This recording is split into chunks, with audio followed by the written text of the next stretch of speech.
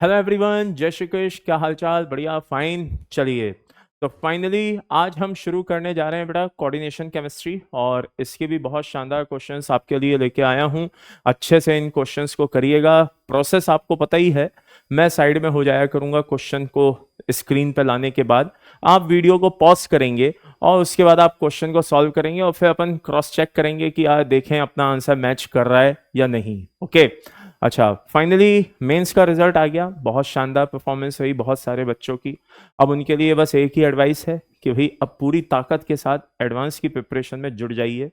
Specially जैसे inorganic के कुछ सब्जेक्ट, कुछ टॉपिक्स जो थे जो मेंस में डिलीट कर दिए गए थे, लाइक एस ब्लॉक, हाइड्रोजनेट्स कंपाउंड, है ना, और मेटलर्जी, उन पे ज़्यादा फोकस करिएगा अच्छे से, क्योंकि उनमें से क्वेश्चन आने के चांस रहेंगे। ठीक है ना, क्योंकि भाई मेंस में तो आए नहीं, अब एडवांस में तो आएंगे ही आएंगे, तो इसलिए अच्छे से करके जाइएगा। वैसे तो सभी सब्जेक्ट, सभी चैप्टर बहुत इंपॉर्टेंट हैं, चाहे वो कोऑर्डिनेशन ले लीजिए, केमिकल बॉन्डिंग ले लीजिए, periodic table, block chemistry, whatever जो भी आपको देखना है, सभी इंपॉर्टेंट है।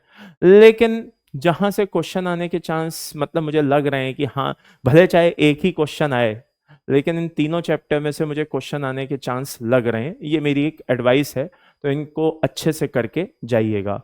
हमेशा कहता हूं, अभी भी कहूंगा कि सॉल्ट एनालिसिस को करने के बाद ही ब्लॉक केमिस्ट्री को करिएगा, बहुत फायदा मिलेगा। ये आप उनसे पूछ सकते हैं जो इस समय मेंस को अच्छे से फोड़ करके बैठे हुए हैं। ठीक है ना, वो आपको एक्चुअल एडवाइस, बिल्कुल रियल एडवाइस दे सकते हैं। है तो भाई, आइए टाइम बिल्कुल बर्बाद किए बिना और नया टॉपिक आज का शुरू करते हैं, कोऑर्डिनेशन केमिस्ट्री। तो जरा ध्यान से और अच्छे से देखते जाइएगा। पहला क्वेश्चन है बेटा, select the correct IUPAC name. ये एक आपके सामने कॉम्प्लेक्स दिया हुआ है और आपको इसका आईयूपीएसी नेम क्या करना है, चेक करना है। जल्दी से इसको आप होपफुली वीडियो पॉज करके आपने इसके बारे में सोच लिया होगा। तो आइए जरा देखते हैं। देखिए, इस तरह के क्वेश्चंस को अगर आप सॉल्व करना चाहते हैं तो मैं आपको टेक्निक्स बताऊंगा कि किस तरह से ऐसे क्वेश्चंस, कोई भी ऐसे क्या, कोई भी क्वेश्चन किस तरह से सॉल्व करते हैं। तो ये टेक्निक थोड़ा मैं आपको साथ के साथ बताते हुए चलूंगा। ओके, देखिए, सबसे पहले इस तरह के क्वेश्चंस को अगर सॉल्व करना है तो सबसे पहले ऑक्सीडेशन स्टेट पे फोकस करो। ये आपको क्या दिखाई दे रहा है, CH2 इधर NH2 इधर NH2 दिस इज EN, यानी कि इथाइलिन डाइएमीन दिखाई दे रहा है। ठीक है ना, जिसको हम इथेन 1,2 डाइएमीन भी बोलते हैं। ओके, अच्छा, अब यहां पे देखिए ये 3 है, यानी कि आप इसको ऐसे कह सकते हैं, कैसे कि ये कोबाल्ट है, हाँ, और ये EN है, हाँ, और ये होल थ्राइस है। अब बाहर यहां पे SO4 है। अब थोड़ा सा कॉमन सेंस लगाइए कि SO4 के साथ होल थ्राइस लगा हुआ है, तो भाई एक SO4 पे 2 माइनस होता है, और ये यहां पे क्या है, 3 है। तो यानी कि यार ये चार्ज कैसे बैलेंस किया गया होगा, आई रिपीट, ये चार्ज कैसे बैलेंस किया गया होगा। तो भाई यहां पे 2 कर दीजिए, यानी कि अगर ये +3 रहा होगा तो बाहर भी ये EN तो न्यूट्रल लिगेंड है, तो बाहर कोऑर्डिनेशन स्फीयर पे भी +3 रहा होगा। और जब ये +3 है और ये -2 है, तो दोनों को बैलेंस करने के लिए हमने इसी प्रोसेस को अडॉप्ट किया। ठीक है ना, जैसे होता है ना वो Al+3 होता है और ये O2- होता है। अब आप इसको क्रिस क्रॉस मेथड से बैलेंस करिए तो Al2O3 होता है ना। तो वही काम हमने यहां पे किया है। ये मान लो Al+3 है, ये मान लो O2- है, तो हमने इसको क्रिस क्रॉस मेथड से बैलेंस किया है। तो मेरे हिसाब से पहले तो आपको ये चीज समझ में आ गई होगी। अच्छा, अब आगे क्वेश्चन को सॉल्व करने से पहले हमेशा एक बात ध्यान रखिए, ऐसे क्वेश्चंस में सेंट्रल एटम की ऑक्सीडेशन स्टेट पे फोकस करिए। ऑक्सीडेशन स्टेट अगर आप फोकस करेंगे तो हो सकता है एक दो ऑप्शन तो ऐसे ही बाहर हो जाएं। तो फॉर एग्जांपल ये +3 है, हाँ है, और भाई यहां पे क्या दिया हुआ है, +2 दिया हुआ है, यहां क्या दिया है, +3, यहां +3। इसको, इस ऑप्शन को तो विदा कर दो, ये तो हो ही नहीं सकता। अब बचे कितने, 3 ऑप्शन, इसको भी देखेंगे, पहले इन दोनों को देखे लेते हैं। अगर ये नहीं हुआ तो फिर ऑब्वियसली फिर डी ऑप्शन होगा, है ना। तो जरा ध्यान से देखते हैं। ये EN है, एक ऐसा लिगेंड है जिसके नाम में खुद डाई ट्राई वर्ड आते हैं, जैसे इथाइलिन डाइएमीन या इथेन 1,2 डाइएमीन। तो ऐसे लिगेंड अगर एक से ज्यादा हो तो किसी भी प्रॉब्लम को, मतलब दूर करने के लिए, नेमिंग की प्रॉब्लम को दूर करने के लिए हम ऐसे लिगेंड्स के साथ बिस, ट्रिस, टेट्रा किस, पेंटा किस, ऐसे प्रीफिक्स का यूज हम करते हैं, ऐसे प्रीफिक्स का हम यूज करते हैं। तो भाई मेरे यहां पे कितने हैं, ईएन 3 है, तो हम ट्रिस यूज करेंगे, तो ट्रिस तो तीनों में आ रहा है। अच्छा, इथेन 1,2 डाइएमीन को आप इस तरह, इथाइलिन डाइएमीन को आप इथेन 1,2 डाइएमीन भी लिख सकते हैं, यार ये भी सही आ रहा है। अब बात ये आती है कोऑर्डिनेशन स्फीयर पे पॉजिटिव चार्ज है, तो जब पॉजिटिव चार्ज होता है तो सीएमए के नाम के साथ कभी भी एट वर्ड नहीं आता। अगर मान लो पॉजिटिव चार्ज है तो सीएमए के नाम के साथ कभी भी एट सफिक्स यूज नहीं होता, वो केवल कब यूज होता है, जब नेगेटिव चार्ज हो। अगर पॉजिटिव है, न्यूट्रल है तो एट यूज नहीं होगा, नेगेटिव है तो यूज होगा। तो भाई यहां पे जरा ध्यान से देखो, कोबाल्टेट किया हुआ है, ये ऑप्शन भी बाहर हो गया। तो फाइनल आंसर हमारा क्या हो गया, ए आंसर हमारा हो गया। तो ये ए आंसर बेटा आ रहा है। क्लियर है भाई सभी को? मतलब आप किन किन चीजों पे फोकस कर सकते हैं, मैंने उन चीजों को यहां पे एक्सप्लेन करने की कोशिश की है। चलिए नेक्स्ट क्वेश्चन देखते हैं। Right the correct formula of the following complex. ठीक है ना, जरा ध्यान से देखिए, यहां पे 2 आयरन दिए हुए हैं, मतलब आयरन 3 हेक्सासाइनाइडोफेरेट 2, यानी कि 2 आयरन दिए हुए हैं और कॉम्प्लेक्स भी उसी हिसाब से दिए हुए हैं। तो इस नेमिंग से ये पता चलता है कि बाहर वाला जो आयरन है वो +3 है, ओके, और जो अंदर वाला आयरन है Fe, ठीक है ना, Cn6, वो अंदर वाला आयरन यहां पे क्या दिया हुआ है बेटा, ठीक है, तो वो क्या है बेटा, +2 है। तो अब अगर ये +2 है तो यहां पे क्या होगा, -4 होगा, हाँ होगा, और ये क्या है, +3 है, क्रिस क्रॉस करके इसको बैलेंस कर दो, यानी कि यहां पे 4 होगा और यहां पे 3 होगा। ये बात समझ में आ गई? तो चार्ज बैलेंसिंग से आप बहुत फायदा उठा सकते हो, ये बात क्लियर हो गई। अच्छा आगे, अब इसका नाम दिया हुआ है, आईयूपीएसी नेम दिया हुआ है, अब हमें कॉम्प्लेक्स पहचानना है। तो देखो यार, यहां पे एक बहुत सिंपल सी चीज दी हुई है, टेट्रा डेका हाइड्रेट। तो यार यहां पे साफ दिखाई दे रहा है कि ये 14 नंबर की बात कर रहा है, यानी कि यहां पे 14 H2O है। तो उससे तो हमें साफ पता चल रहा है कि इसका आंसर क्या होगा बेटा, डी ऑप्शन होगा, ये हमें साफ पता चल रहा है। लेकिन मैं कहता हूं 2 मिनट के लिए मान लो ये ना दिया होता, और तब मान लो यहाँ पे H2 और ये सब ना दिए होते, और तब हमें बोला गया होता कि बताओ पहचानो कौन सही है, क्या है ये वो, लाइक दैट, तो हम कैसे पहचानते? तो भाई उस समय आपका ये क्रिस क्रॉस मेथड ही काम आता, समझे? तो क्रिस क्रॉस मेथड से आप चीजों को पहचानना होपफुली सीख गए होंगे। ठीक है, चलिए नेक्स्ट क्वेश्चन पे चलते हैं। Select the correct IUPAC name of this. ठीक है ना, ये सामने दिखाई दे रहा है, एक अपना ये लिगेंड है, ठीक है ना, ओके, एथीन, और एक अपना क्लोरीन है और एक अपना अमोनिया है। अब आईयूपीएसी नेम है तो अलग अलग लिगेंड है, कुछ भी मत करिए, डायरेक्ट अल्फाबेटिकल ऑर्डर को फॉलो करिए। तो अल्फाबेटिकल ऑर्डर को फॉलो करते हैं, सबसे पहले अमोनिया का नाम आना चाहिए, तो क्या आना चाहिए, एमाइन आना चाहिए, AMMINE वर्ड आना चाहिए। तो भैया एमाइन से सभी चालू हो रहे हैं, ठीक है ना, पहचानना बड़ा मुश्किल है। अच्छा ऑक्सीडेशन देख लो, हो सकता है ऑक्सीडेशन से एक आध बाहर हो जाए। तो भाई यहाँ पे क्लोरीन कितने हैं, -2, और ये दोनों न्यूट्रल हैं, यानी कि प्लेटिनम पे क्या होना चाहिए, +2। तो ये ऑप्शन तो दौड़ से बाहर हो गया, दौड़ से बाहर हो गया। तो अल्फाबेटिकल ऑर्डर के अकॉर्डिंग अब बचे हमारे पास कितने, ऑक्सीडेशन को हटाने के बाद 3 बचे। अब एमाइन के बाद क्या आना चाहिए, ये ई से चालू होता है और ये सी से चालू होता है, तो डाई क्लोरो, बात समझ में आ रही है, क्या आना है, डाई क्लोरो या डाई क्लोराइडो, कैसे भी बोल दो, तो भैया एमाइन डाई क्लोराइडो। अच्छा अब यहां पे जो C2H4 है, अगर मैं इसका डायग्राम बनाऊं तो ये लाइक दिस, हाँ या ना, हाँ।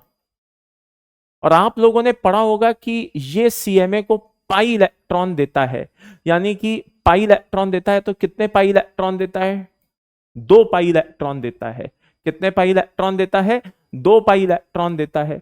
तो by the end summary is this, ये हेप्टासिटी भी कितनी शो कर रहा है, 2 शो कर रहा है। आप लोगों ने हेप्टासिटी के बारे में होपफुली पढ़ा होगा, जब कोऑर्डिनेशन मैंने पढ़ाया था तब भी आप ये चीज मैंने बताई थी, ठीक है ना।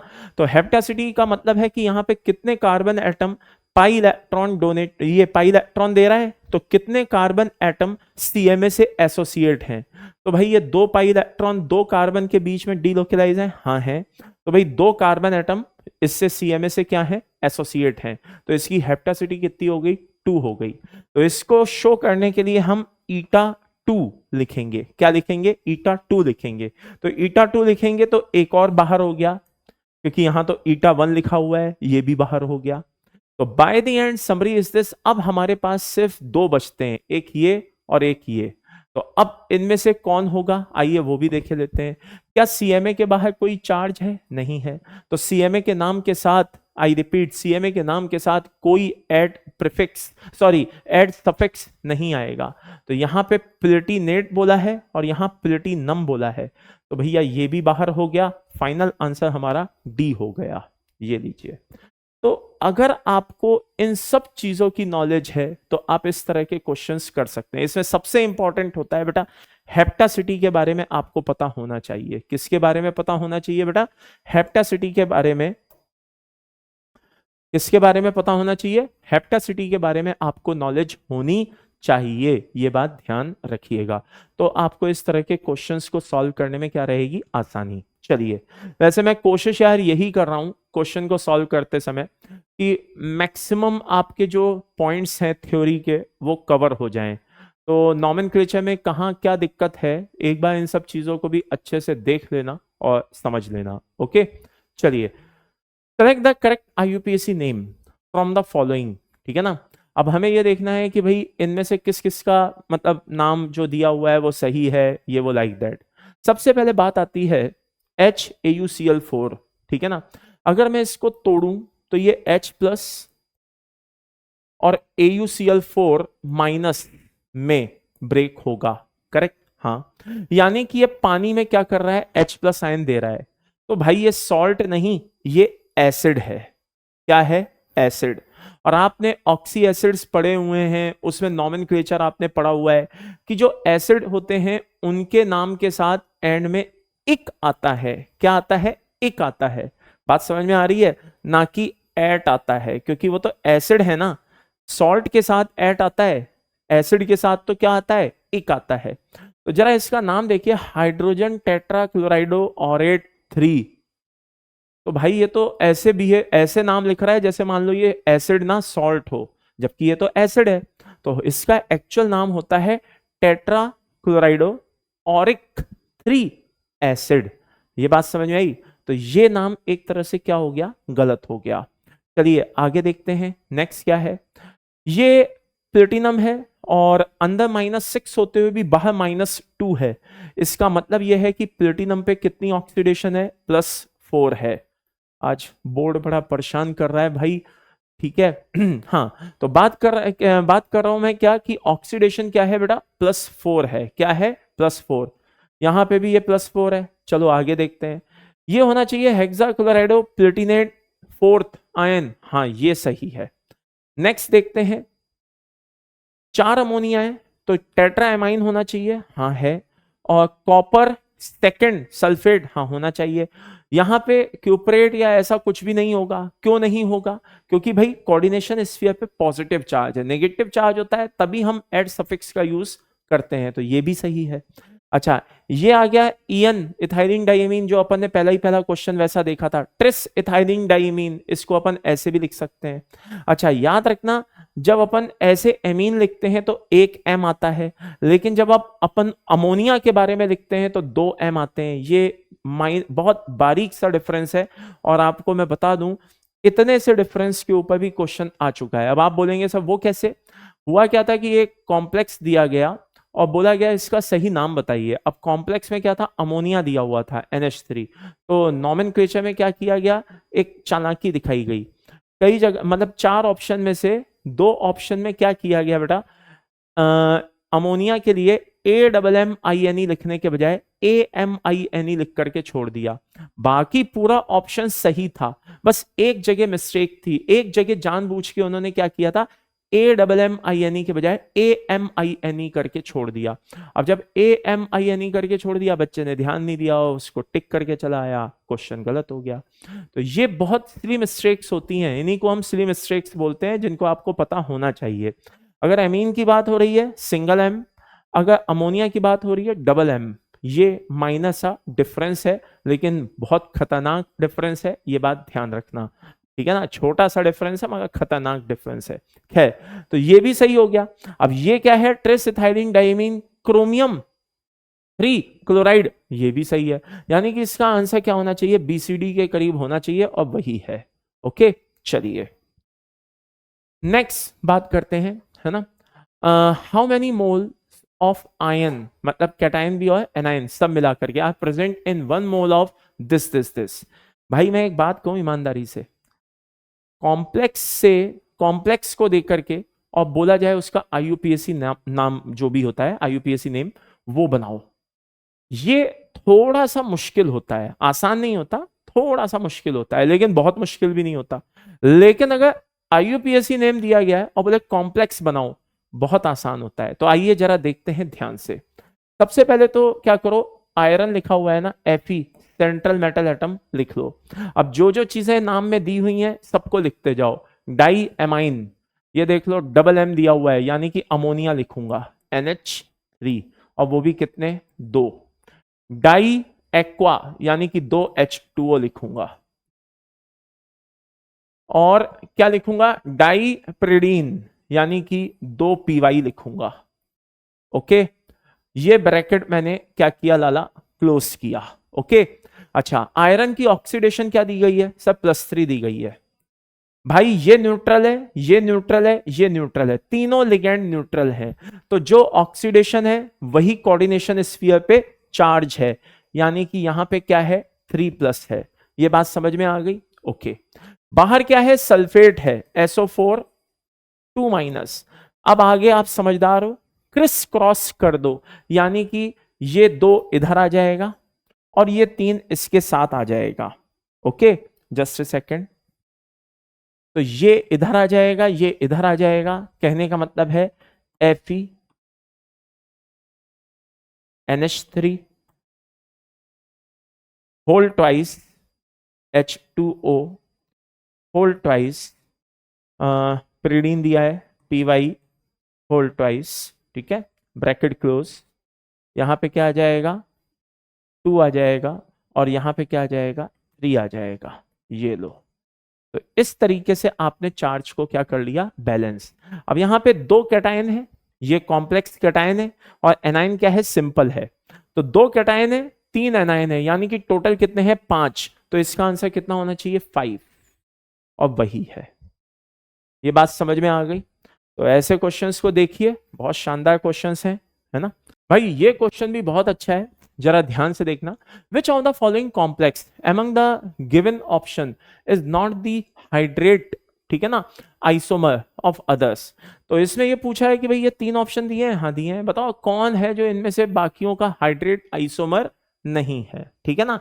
तो आइए जरा देखते हैं। ऐसे क्वेश्चन को सॉल्व करते समय 2-3 बातें ध्यान रखिए। पहली बात, एक तो सेंट्रल मेटल एटम जो है उसकी ऑक्सीडेशन स्टेट पे फोकस करिए, और एक ओवरऑल जो जनरल फॉर्मूला होता है उसके ऊपर क्या कहते हैं, बोले तो आपको फोकस करना है।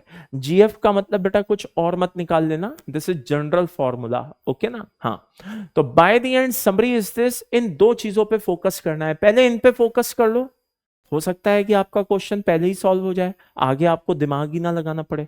तो जरा ध्यान से अच्छे से सुनिएगा। यहां पे कोबाल्ट हाँ है, कोऑर्डिनेशन नंबर कितना है, 6, इधर भी कितना है, 6, इधर भी कितना है, 6, हाँ है। ऑक्सीडेशन भाई सब में यहाँ पे कितनी है, 2 NO2- है और 1 Cl- है। यहाँ पे ये देखो, ये चीज पकड़ में आ गई, देखा, ये चीज पकड़ में आ गई। देखिए जनरल फॉर्मूला जो है वो सेम नहीं आ रहा है, बहुत ध्यान से देखना। कोबाल्ट है, हाँ है। कितने H2O है, 6 H2O है, हाँ है। यहां भी 6 है, हाँ है। अच्छा यहां पे देखिए कितने H2 हैं, 3 और 2 5, यानी कि जनरल फॉर्मूला सेम नहीं है। और ये देखिए कितने NO2 हैं, 3, जबकि यहां पे कितने हैं 2, यहां पे कितने हैं 2, यहां पे कितने क्लोरीन है 1, यहां कितना है 1, यहां कितना है 1, यानी कि ए और बी आपस में एक दूसरे के हाइड्रेट आइसोमर हो सकते हैं, लेकिन आई रिपीट इसको इस तरह से अपन बंद कर देंगे। ये थोड़ा सा ध्यान से देखिएगा, ये यहां से बंद हो रहा है ना, बड़ा ब्रैकेट है, क्लोरीन बाहर है, NO2 माइनस बाहर है। मैं कह रहा हूं ए और बी एक समय में देखा जाए तो एक दूसरे के हाइड्रेट आइसोमर हो सकते हैं, लेकिन भाई साहब बी का तो जनरल फॉर्मूला ही सेम नहीं है। तो by the end summary is this, देख लीजिए बी ऑप्शन जो है वो बाकियों का हाइड्रेट आइसोमर नहीं है। नेक्स्ट क्वेश्चन, ऑप्शंस देख करके डरिए मत, इस तरह के लिगेंड्स पूछे जाते हैं, ठीक है ना। 8 हाइड्रोक्सी क्यूनिलिनेटो इसका नाम है, 1 2 3 4 5 6 7 और ये 8। बहुत से बच्चे बोलेंगे सर यहां क्यों नहीं नंबरिंग की। बेटा पहली बात तो इस तरह के कंपाउंड्स की नंबरिंग या नेमिंग हमारे सिलेबस में है नहीं, लेकिन लिगेंड्स ये ऑर्गेनिक के लिगेंड्स हैं और ऑर्गेनिक में इस तरह के कंपाउंड्स की नेमिंग नहीं होती, ये तो मैंने पहले ही बोल दिया। दूसरी बात, इस तरह के लिगेंड्स कभी कभी पेपर में आ जाते हैं, इंपॉर्टेंट हैं। अभी हाल में कुछ समय पहले बाईयूरेट करके एक लिगेंड आ गया था, ठीक है ना। तो इस तरह के लिगेंड्स कभी भी डिफरेंट टाइप के लिगेंड्स पूछ लिए जाते हैं, तो ये बात ध्यान रखिएगा। तो लिगेंड देख करके घबराइएगा नहीं, नाम इन सबके मैंने लिखवाए हुए हैं, आप चाहें तो नोट्स में वहां से देख सकते हैं। अगर किसी भी आपको लिगेंड में पहचानने में दिक्कत हो तो यार एक बार नोट्स की आप हेल्प ले सकते हो, ओके। अच्छा एब्रीविएशन इसका ऑक्साइन है, जैसे बहुतों का होता है ना, किसी का EN होता है, किसी का डाईइन होता है, किसी का क्या कहते हैं OX2 माइनस होता है, कोई GLY माइनस होता है, कोई EDTA -4 होता है ना। ये सब एब्रीविएशंस होते हैं सबके। इसी तरीके से इस लिगेंड का भी एक शॉर्ट फॉर्म है और वो क्या है, ऑक्साइन। ये बात समझ में आ गई। तो by the end summary is this, पूछा क्या है, select which complex have structural and stereo both type of isomer, दोनों तरह के आइसोमर इसमें देखने को मिलते हो। बात समझ में आ रही है, स्ट्रक्चरल भी पॉसिबल हो और स्टीरियो भी पॉसिबल हो। स्टीरियो में कोई भी हो सकता है, ऑप्टिकली एक्टिव भी हो सकता है, ऑप्टिकली इनएक्टिव भी हो सकता है। ये बात समझ में आ गई। तो आइए जरा ध्यान से और अच्छे से इसको देख लेते हैं, ठीक है ना। सबसे पहले इसी की बात कर लेते हैं, इसी कॉम्प्लेक्स की बात कर लेते हैं, ठीक है। क्या इसमें किसी तरह का स्ट्रक्चरल आइसोमेरिज्म देखने को मिल रहा है। स्ट्रक्चरल में कौन होते हैं, हाइड्रेट होता है, आयनाइजेशन होता है, ठीक है ना, लिंकेज आइसोमेरिज्म होते हैं, बहुत तरह के आइसोमर, बहुत तरह की आइसोमेरिज्म होती है, 6 तरह की आइसोमेरिज्म अपन पढ़ते हैं। क्या इसमें इस तरह की कोई स्ट्रक्चरल आइसोमेरिज्म देखने को मिल रही है, नहीं।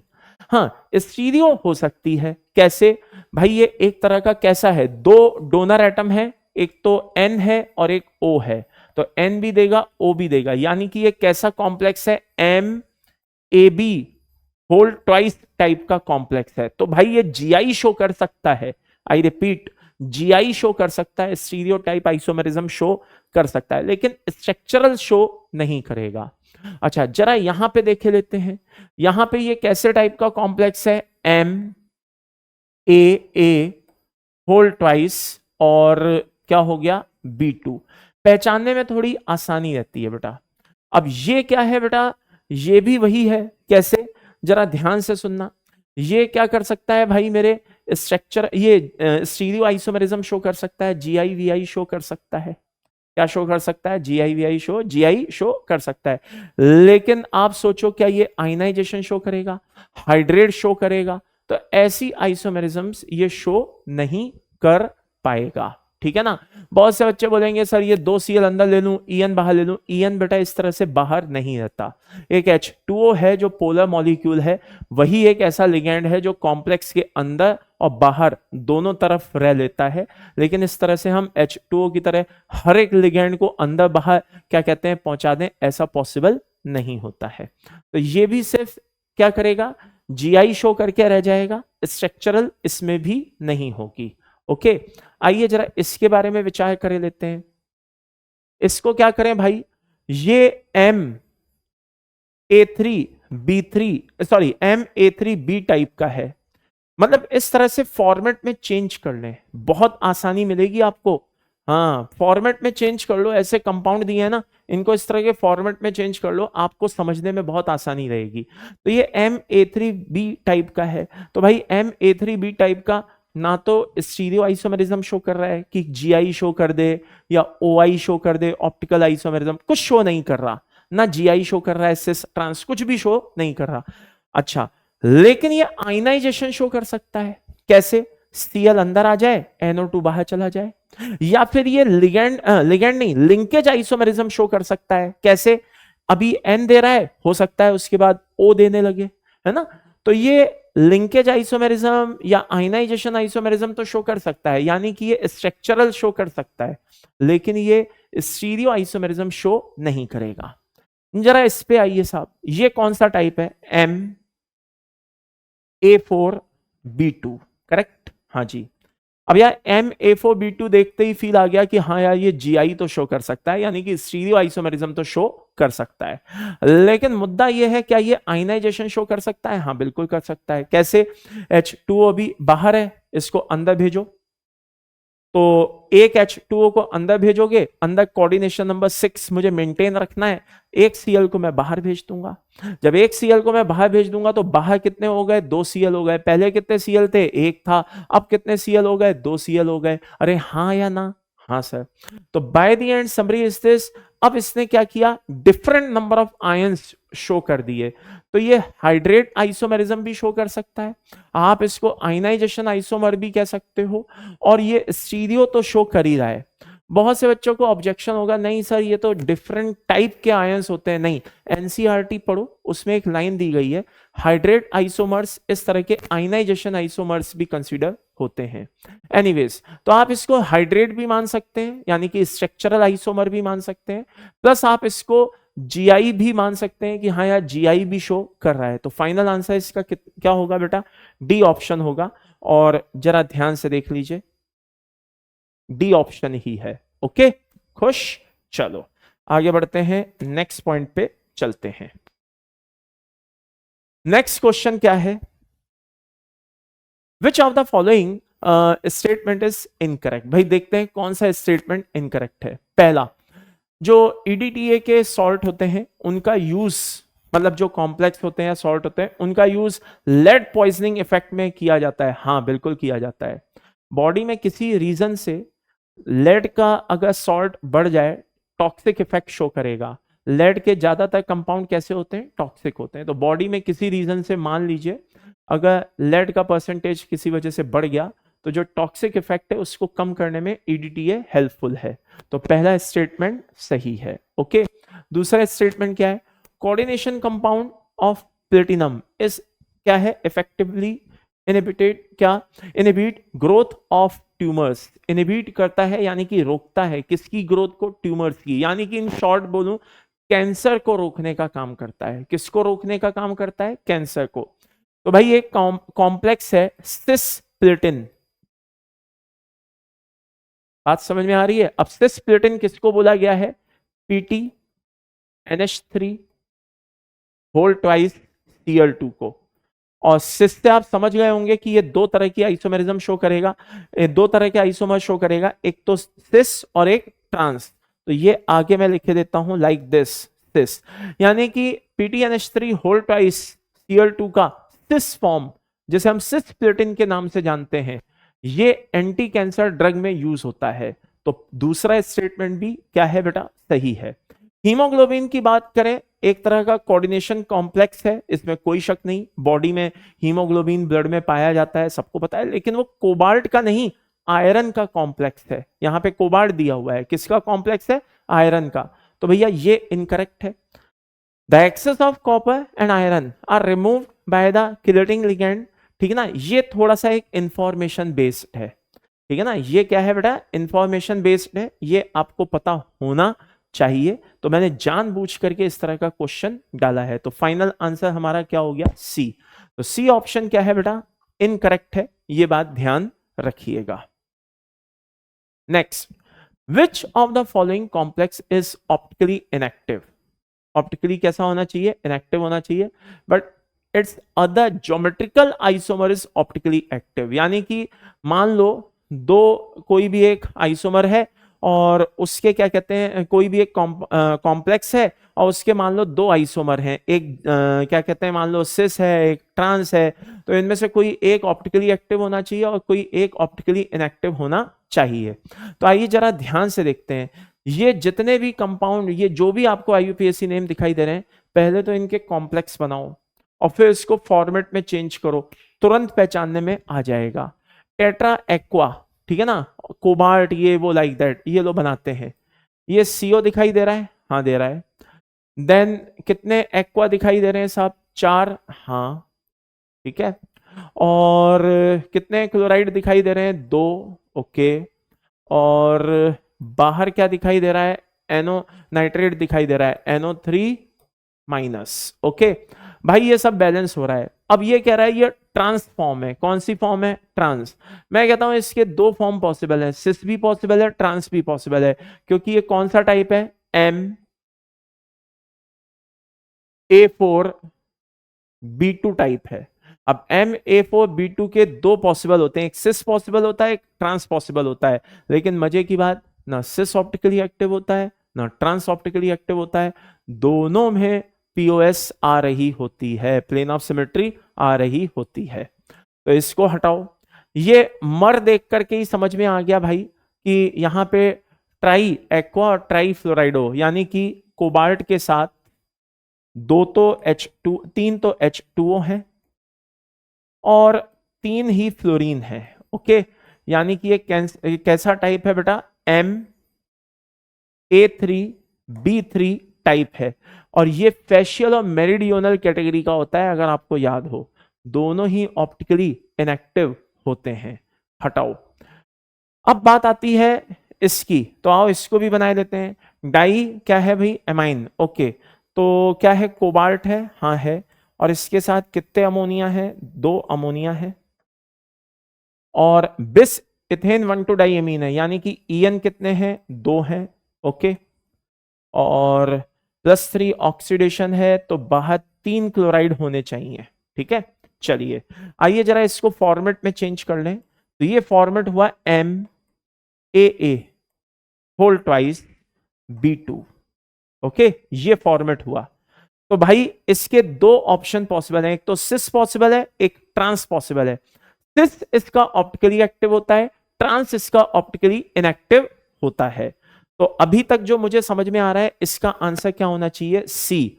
यानी कि ये तो इनएक्टिव है और इसका जो अदर आइसोमर है यानी कि सिस, वो ऑप्टिकली एक्टिव है। तो अभी तक मेरे हिसाब से इसका आंसर क्या होना चाहिए? सी। आइए जरा फोर्थ ऑप्शन को भी देखे लेते हैं। ये प्लेटिनम है, हाँ है। 2 अमोनिया है, हाँ है। और 2 क्लोरीन है, हाँ है। यानी कि ये सिस प्लेटिन का ट्रांसफॉर्म है। तो भाई सिस प्लेटिन की ट्रांसफॉर्म ले लो, या फिर क्या कहते हैं मतलब सिस प्लेटिन को खुद ही ले लो, यानी कि सिस फॉर्म को ले लो। दोनों ही MA2B2 coordination number 4 square planar complex हैं, जिनमें POS आ रही होती है। तो दो के दोनों ही ऑप्टिकली इनएक्टिव है। तो या तो ट्रांसफॉर्म ले लो या इसकी सिस फॉर्म ले लो, दो के दोनों ही क्या है? इनएक्टिव होते हैं। तो फाइनल आंसर जो हमारा आया बेटा, वो क्या आया बेटा? सी ऑप्शन आया, आप देख सकते हैं। क्लियर है भाई? तो होपफुली अभी तक 11 क्वेश्चंस, 10-11 क्वेश्चंस वॉट जितने भी हो चुके हैं, 9-10 क्वेश्चन, तो आप अच्छे से कर पा रहे होंगे। और वीडियो को पॉज करते जाइए, जैसे ही क्वेश्चन आए वीडियो को पॉज किया करिए, उसके बारे में विचार करें, देखें और फिर आगे बढ़ा करें, ओके। चलिए next, select which is oblique isomer of each other. हमें इसमें से देखना है भाई कि कौन किसका आइसोमर मतलब है या नहीं है, वॉट एवर। तो देखो यार, फिर वही वाली बात आ गई, क्या? या तो ऑक्सीडेशन चेक करो या जनरल फॉर्मूला चेक करो, ठीक है ना। तो सब में प्लेटिनम है, हाँ है। अमोनिया कितने सॉरी अमोनिया कितने हैं? अमोनिया 4 हैं। अमोनिया 4 हैं, तो भाई यहां पे 4 अमोनिया, यहां 4 अमोनिया, यहां 4 अमोनिया, यहां 4 अमोनिया। अमोनिया भी फिक्स है। NO2 कितने हैं भाई? 2 हैं, यहाँ पे भी 2 हैं, यहाँ पे भी 2 हैं, यहाँ पे NO2 है ही नहीं। यहाँ तो कौन हो गया भैया? NO3 हो गया। तो यहाँ पे ये पूछ रहा है बताओ कौन किसके आइसोमर हैं। तो ये A B C तीनों एक दूसरे के आइसोमर हैं, लेकिन ये इनमें से ये चौथा वाला जो है इनमें से किसी का कोई आइसोमर नहीं है, क्योंकि उसका तो जनरल फॉर्मूला ही क्या है बेटा? अलग है। तो बात को जरा समझने की कोशिश करिएगा, ये आपस में कैसे हैं। देखिए NO2 एक तरह का एम्बिडेंटेड लिगेंड होता है, आपको पता है। अब यहाँ पे ये N से जुड़ा है तो यहाँ ये O से जुड़ा है ना।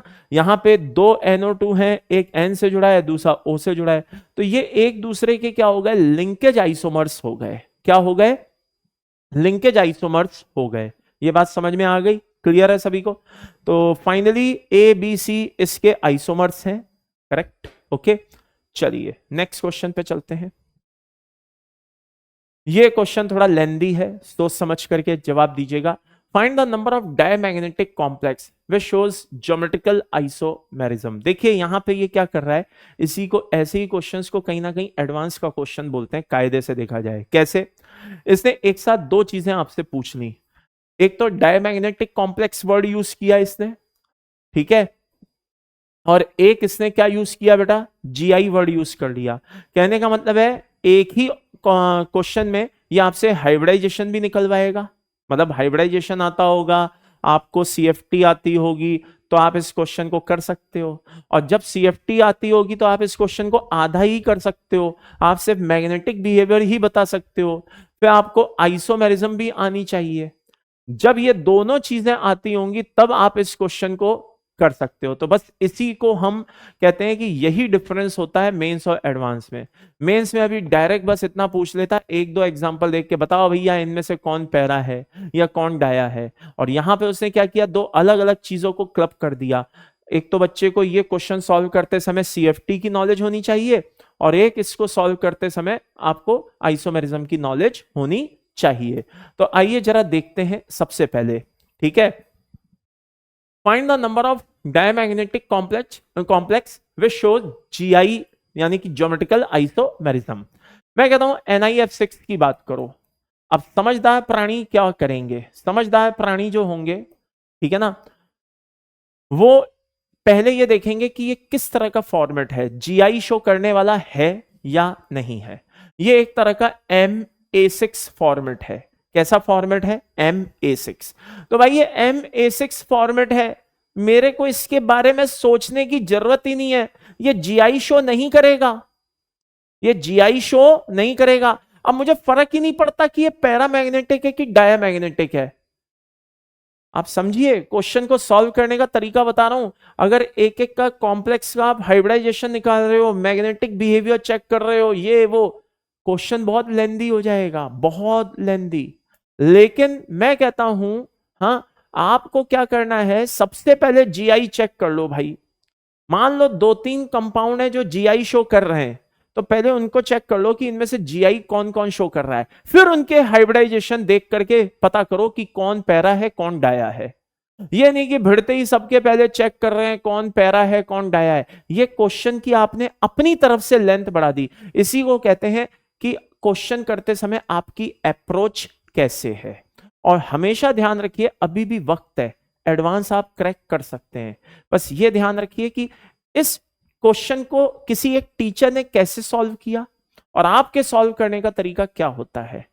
अगर आप इस अंतर को समझ जाएंगे ना तो आपको क्वेश्चन सॉल्व करना आसान हो जाएगा। इसीलिए मैं हमेशा कहता हूं भाई कि आईओसी के क्वेश्चन, आईओसी स्कोरिंग इसीलिए है कि वो पीसी को ले लो, फिजिक्स को ले लो, मैथ्स को ले लो, इतनी कैलकुलेशन है, ठीक है ना, गलती जरा सी हुई नहीं, सावधानी हटी नहीं कि दुर्घटना घटी नहीं। बात समझ में आ रही है?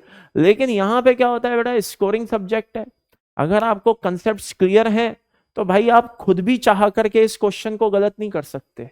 समझ में आ रही बात? तो ये थोड़ी सी चीजें हैं जिनको अच्छे से ध्यान दिया करो। एनीवेज, तो अब ये कॉम्प्लेक्स सामने दिए हुए हैं। अब इनमें से पहले क्या करो, ये देखो कि कौन है जो GI शो नहीं करते। तो भैया ये GI शो नहीं करता, तो मुझे फर्क नहीं पड़ता कि ये पैरा होगा कि डाया होगा। वैसे आपके नॉलेज के लिए बता दूं कि ये डायामैग्नेटिक होता है। D2sp3 इसका आंसर होता है। बहुत से बोलेंगे क्या बात कर रहे हो सर, WFL है वो, तो आप D2sp3 कैसे बता रहे हो? भाई ये +4 है, Z इफेक्टिव बहुत ज्यादा है, और मैंने पूरी एक लिस्ट बनवाई हुई है कौन कौन से एक्सेप्शनल केसेस हैं, ठीक ना, वो सारी मैंने बताई हुई है कोऑर्डिनेशन में, आप देख सकते हैं, है ना। तो ये बेटा D2sp3 हाइब्रिडाइजेशन शो करता है, और due to high Z effect ligand से ज्यादा इलेक्ट्रॉन क्लाउड अपनी तरफ खींचता है, जिसकी वजह से क्या होता है, ये SFL की तरह बिहेव करने लगता है और इनर ऑर्बिटल कॉम्प्लेक्स बनाता है आउटर ऑर्बिटल कॉम्प्लेक्स की जगह। ये बात समझ में आ गई भाई सभी को? चलिए आगे बढ़ते हैं। तो GI शो नहीं करता है, इसलिए ये हमारे काम का नहीं है। Next, PTNH3 whole twice Cl2, ये भाई हमारे काम का है क्योंकि Ma2B2 टाइप का है और ये GI शो करता है, ठीक है ना, ये GI शो करता है। अब GI शो करता है तो आओ देखे लेते हैं कि ये पैरा है कि डाया है। भाई मेरे प्लेटिनम थर्ड ट्रांजिशन सीरीज का है, और याद करो मैंने बताया था कि फर्स्ट से सेकंड, सेकंड से थर्ड ट्रांजिशन सीरीज पे जब हम जाते हैं तो Z इफेक्टिव बढ़ने की वजह से हाँ लिगेंड के लोन पेयर देने की टेंडेंसी भी अपने आप बढ़ती चली जाती है, और ये आउटर ऑर्बिटल कॉम्प्लेक्स बनाने के बजाय WFL के साथ इनर ऑर्बिटल कॉम्प्लेक्स बनाते हैं। यानी कि इनके लिए SFL WFL मायने ही नहीं रखता। अगर सेंट्रल मेटल एटम सेकंड या थर्ड ट्रांजिशन सीरीज से है और अंदर d ऑर्बिटल खाली पड़े हैं, अवेलेबल हैं, तो भैया इनके लिए मायने ही नहीं रखता कि लिगेंड कौन सा है, SFL है WFL है, इनको तो DSP2 बनाना है। और इन दैट केस ये कैसा होगा बेटा, ये होगा डायामैग्नेटिक। कैसा होगा? डायामैग्नेटिक। तो एक आंसर अभी हमारा ये आता हुआ हमें दिखाई दे रहा है। नेक्स्ट एग्जांपल आता है बेटा COF3H2O whole thrice. Okay, cobalt यहां पे +3 है, हाँ है। अब कोबाल्ट अगर +3 है और लिगेंड भी WFL है, हाँ है, तो भाई सीधी सी बात है +3 का मतलब है DN सिस्टम कितना होगा। वैसे ये 3D7 4s2 होता है, लेकिन 4s से 2 इलेक्ट्रॉन हटाइए, 3D7 से 1 इलेक्ट्रॉन हटाइए, कितना बचेगा? 3D6 बचेगा।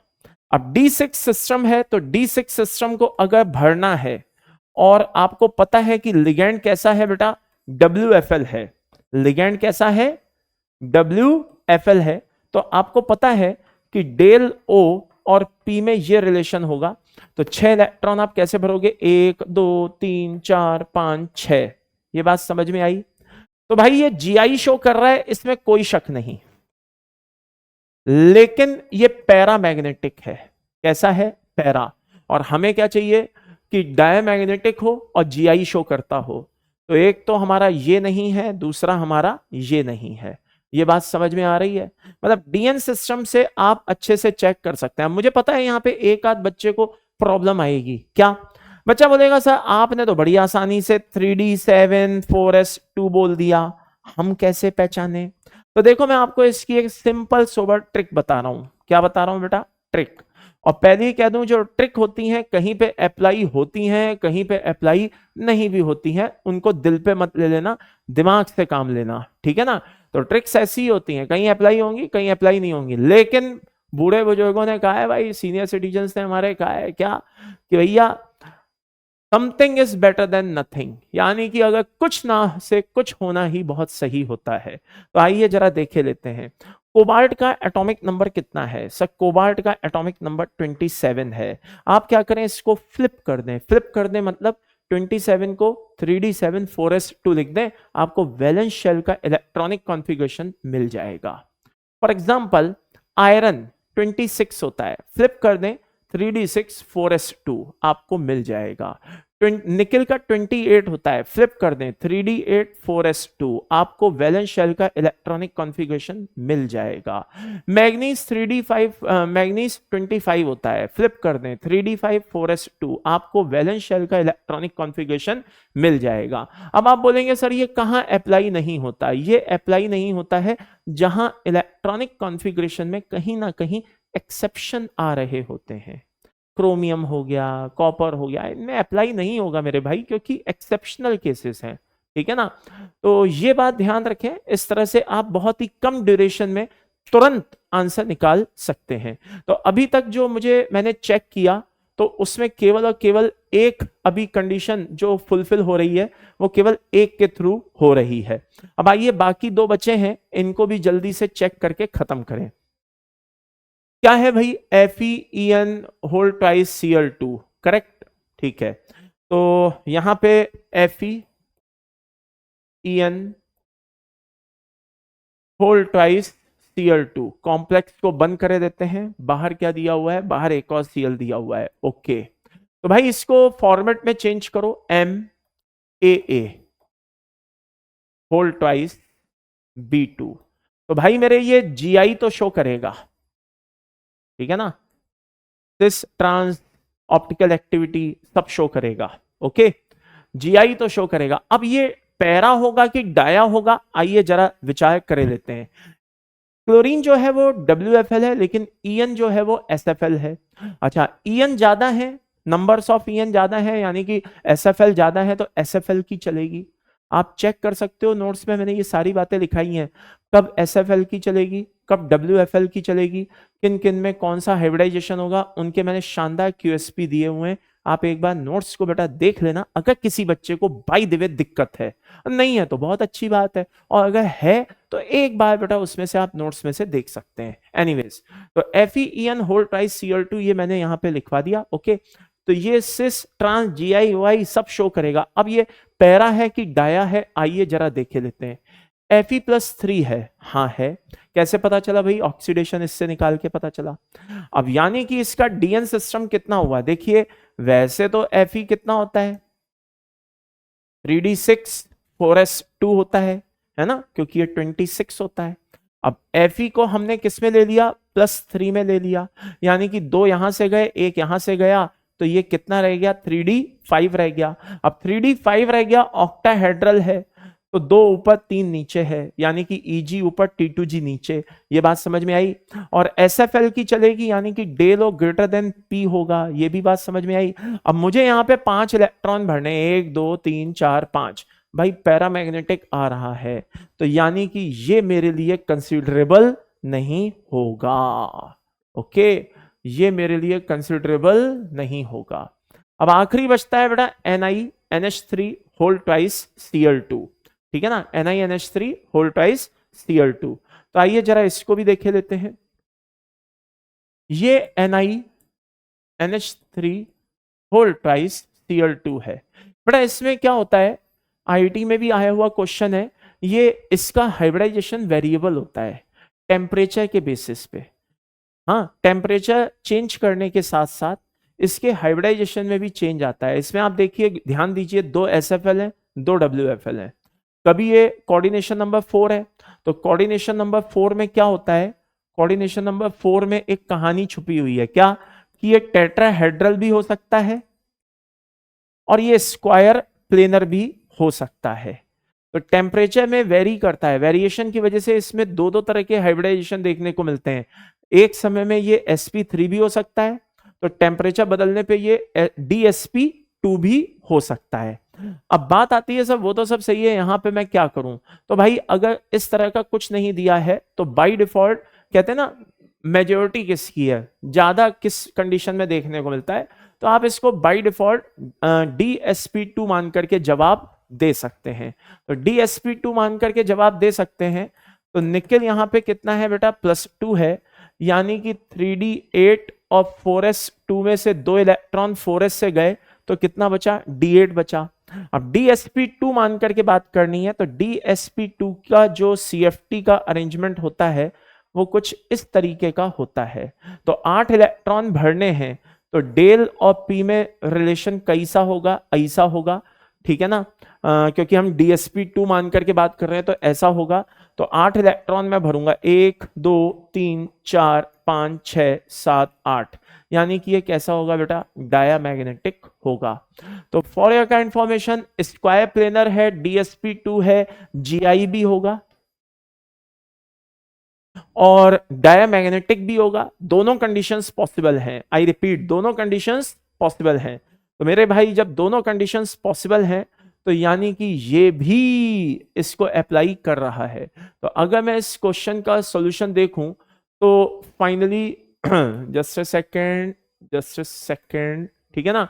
सो फाइनली केवल दो ऑप्शन, एक ये और एक ये दो ऑप्शन ऐसे हैं जो सारी कंडीशंस को फॉलो कर रहे हैं, फुलफिल कर रहे हैं, डायमैग्नेटिक भी और जीआई भी शो कर रहे हैं। तो सॉल्यूशन जो इसका हो जाएगा वो कितना हो जाएगा, 2। ओके, इसका आंसर कितना हो जाएगा, 2। क्लियर है भाई। और कौन कौन से हो जाएंगे वो मैंने राइट के निशान लगा दिए हैं। ओके, क्लियर है भाई सभी को। चलिए नेक्स्ट क्वेश्चन देखते हैं। ये देखिए, select which is heteroleptic complex and shows fake and मर आइसोमेरिज्म। हेटेरोलेप्टिक भी है, ठीक है ना, और फेशियल और मेरिडियनल आइसोमेरिज्म भी शो कर रहा है। आई रिपीट, हेटेरोलेप्टिक भी है और फेशियल और मेरिडियनल आइसोमेरिज्म भी शो कर रहा है। तो हेटेरोलेप्टिक कॉम्प्लेक्स कौन होते हैं, जिनमें दो तरह के कॉम्प्लेक्स होते हैं, एक होमोलेप्टिक और एक हेटेरोलेप्टिक। होमोलेप्टिक जिसमें सारे के सारे लिगेंड सेम हो। फॉर एग्जांपल मान लो FeCN6 है, तो भाई सारे के सारे लिगेंड सेम है, दिस इज होमोलेप्टिक। लेकिन मैं कहता हूं एक भी लिगेंड इसमें से अलग हो जाए, जस्ट इमेजिन कैसे। फॉर एग्जांपल FeCN5H2O, ये लो भाई, इस तरीके का हो जाए। ये बात समझ में आ रही है। तो भाई ये अब क्या हो गया, हेटेरोलेप्टिक हो गया। यानी कि एक लिगेंड भी अगर अलग है, डिफरेंट है, तो वो हेटेरोलेप्टिक होगा। तो पहले आइए जरा इसको हम कॉम्प्लेक्स में बदले लेते हैं। अब समस्या ये है आपके सामने कि सर कॉम्प्लेक्स में तो बदले लेते हैं, कैसे बदले, हमें कैसे पता चलेगा कि अंदर कितने लिगेंड होंगे, बाहर क्या होगा। तो देखो एक टेक्निक होती है, ध्यान से सुनना अच्छे से। कोई सीएमए कितना कोऑर्डिनेशन नंबर शो करेगा, ये कॉम्प्लेक्स देखे बिना हम नहीं बता सकते। हमें बोल दिया जाए मैं आपको एक सीएमए दे रहा हूं और बताओ ये किस कोऑर्डिनेशन नंबर का कॉम्प्लेक्स बनाएगा, ये आइडिया ही लगा सकते हैं हम कि शायद कोऑर्डिनेशन नंबर 4 बनाएगा, शायद कोऑर्डिनेशन नंबर 6 बनाएगा। ये नहीं कह सकते कि ये यही बनाएगा, क्योंकि बहुत से कॉम्प्लेक्स होते हैं जो पर्टिकुलर ऑक्सीडेशन स्टेट पे अलग अलग कोऑर्डिनेशन नंबर के कॉम्प्लेक्स बनाते हैं। तो जो लोग इस बात को बड़ी दम भरते हैं ना, देखो ये है तो ये होगा, वो होगा, तो बेवकूफ बनाने के तरीके हैं। To be very frank, coordination number आपको कॉम्प्लेक्स दिया गया है, आप उसको देख करके बता सकते हैं। फॉर एग्जाम्पल मुझे इसका बोला जाएगा कोऑर्डिनेशन नंबर बताओ निकिल का, तो मैं बोलूंगा भाई पहले कॉम्प्लेक्स तो दो। तो मैं कॉम्प्लेक्स देखूंगा, अच्छा 4 लिगेंड है, सब एक एक लोन पेयर दे रहे हैं, 4 है इसका कोऑर्डिनेशन नंबर।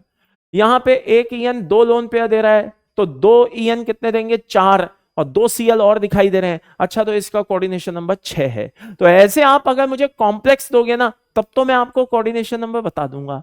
लेकिन ये जो दावा किया जाता है ना, देखो बच्चों ये क्या कहते हैं ईएन, ये देखो बच्चों ये ऑक्सीडेशन है तो ये कोऑर्डिनेशन नंबर बोल देना, ये है तो ये बोल देना, ये सिर्फ और सिर्फ रटवाने वाली चीज है। आप मतलब आप दावे के साथ नहीं कह सकते, क्योंकि बहुत से सेंट्रल मेटल एटम ऐसे होते हैं जो सेम ऑक्सीडेशन स्टेट पे अलग अलग कोऑर्डिनेशन नंबर शो करते हैं। कुछ एक मेटल ऐसे होते हैं, आई रिपीट, कुछ एक मेटल ऐसे होते हैं जो पर्टिकुलर ऑक्सीडेशन स्टेट पे फिक्स ऑक्सीडेशन स्टेट पे एक फिक्स कोऑर्डिनेशन नंबर शो करते हैं। लेकिन आप सोचो कि नहीं सब ऐसा करते हो, ये गलत है, ऐसा पॉसिबल नहीं है, ठीक है ना। तो कोऑर्डिनेशन नंबर को आइडेंटिफाई करने की कोई फिक्स थ्योरी नहीं है। अगर सिर्फ सेंट्रल मेटल एटम दे करके पूछा जाए, कॉम्प्लेक्स देके पूछा जाए, तब तो कोई भी बता देगा कि हाँ भाई इसमें ये है, इसमें ये है। अंतर समझ में आ गया होगा। तो कुछ ऐसे मेटल हैं जो ऐसा फिक्स शो करते हैं, वही मैं आपको बता रहा हूं। देखा गया है कि पैलेडियम जब जब +2 होगा या प्लेटिनम जब जब +2 होगा, तब तब देखा गया है कि ये कोऑर्डिनेशन नंबर 4 शो करता है। इसी तरीके से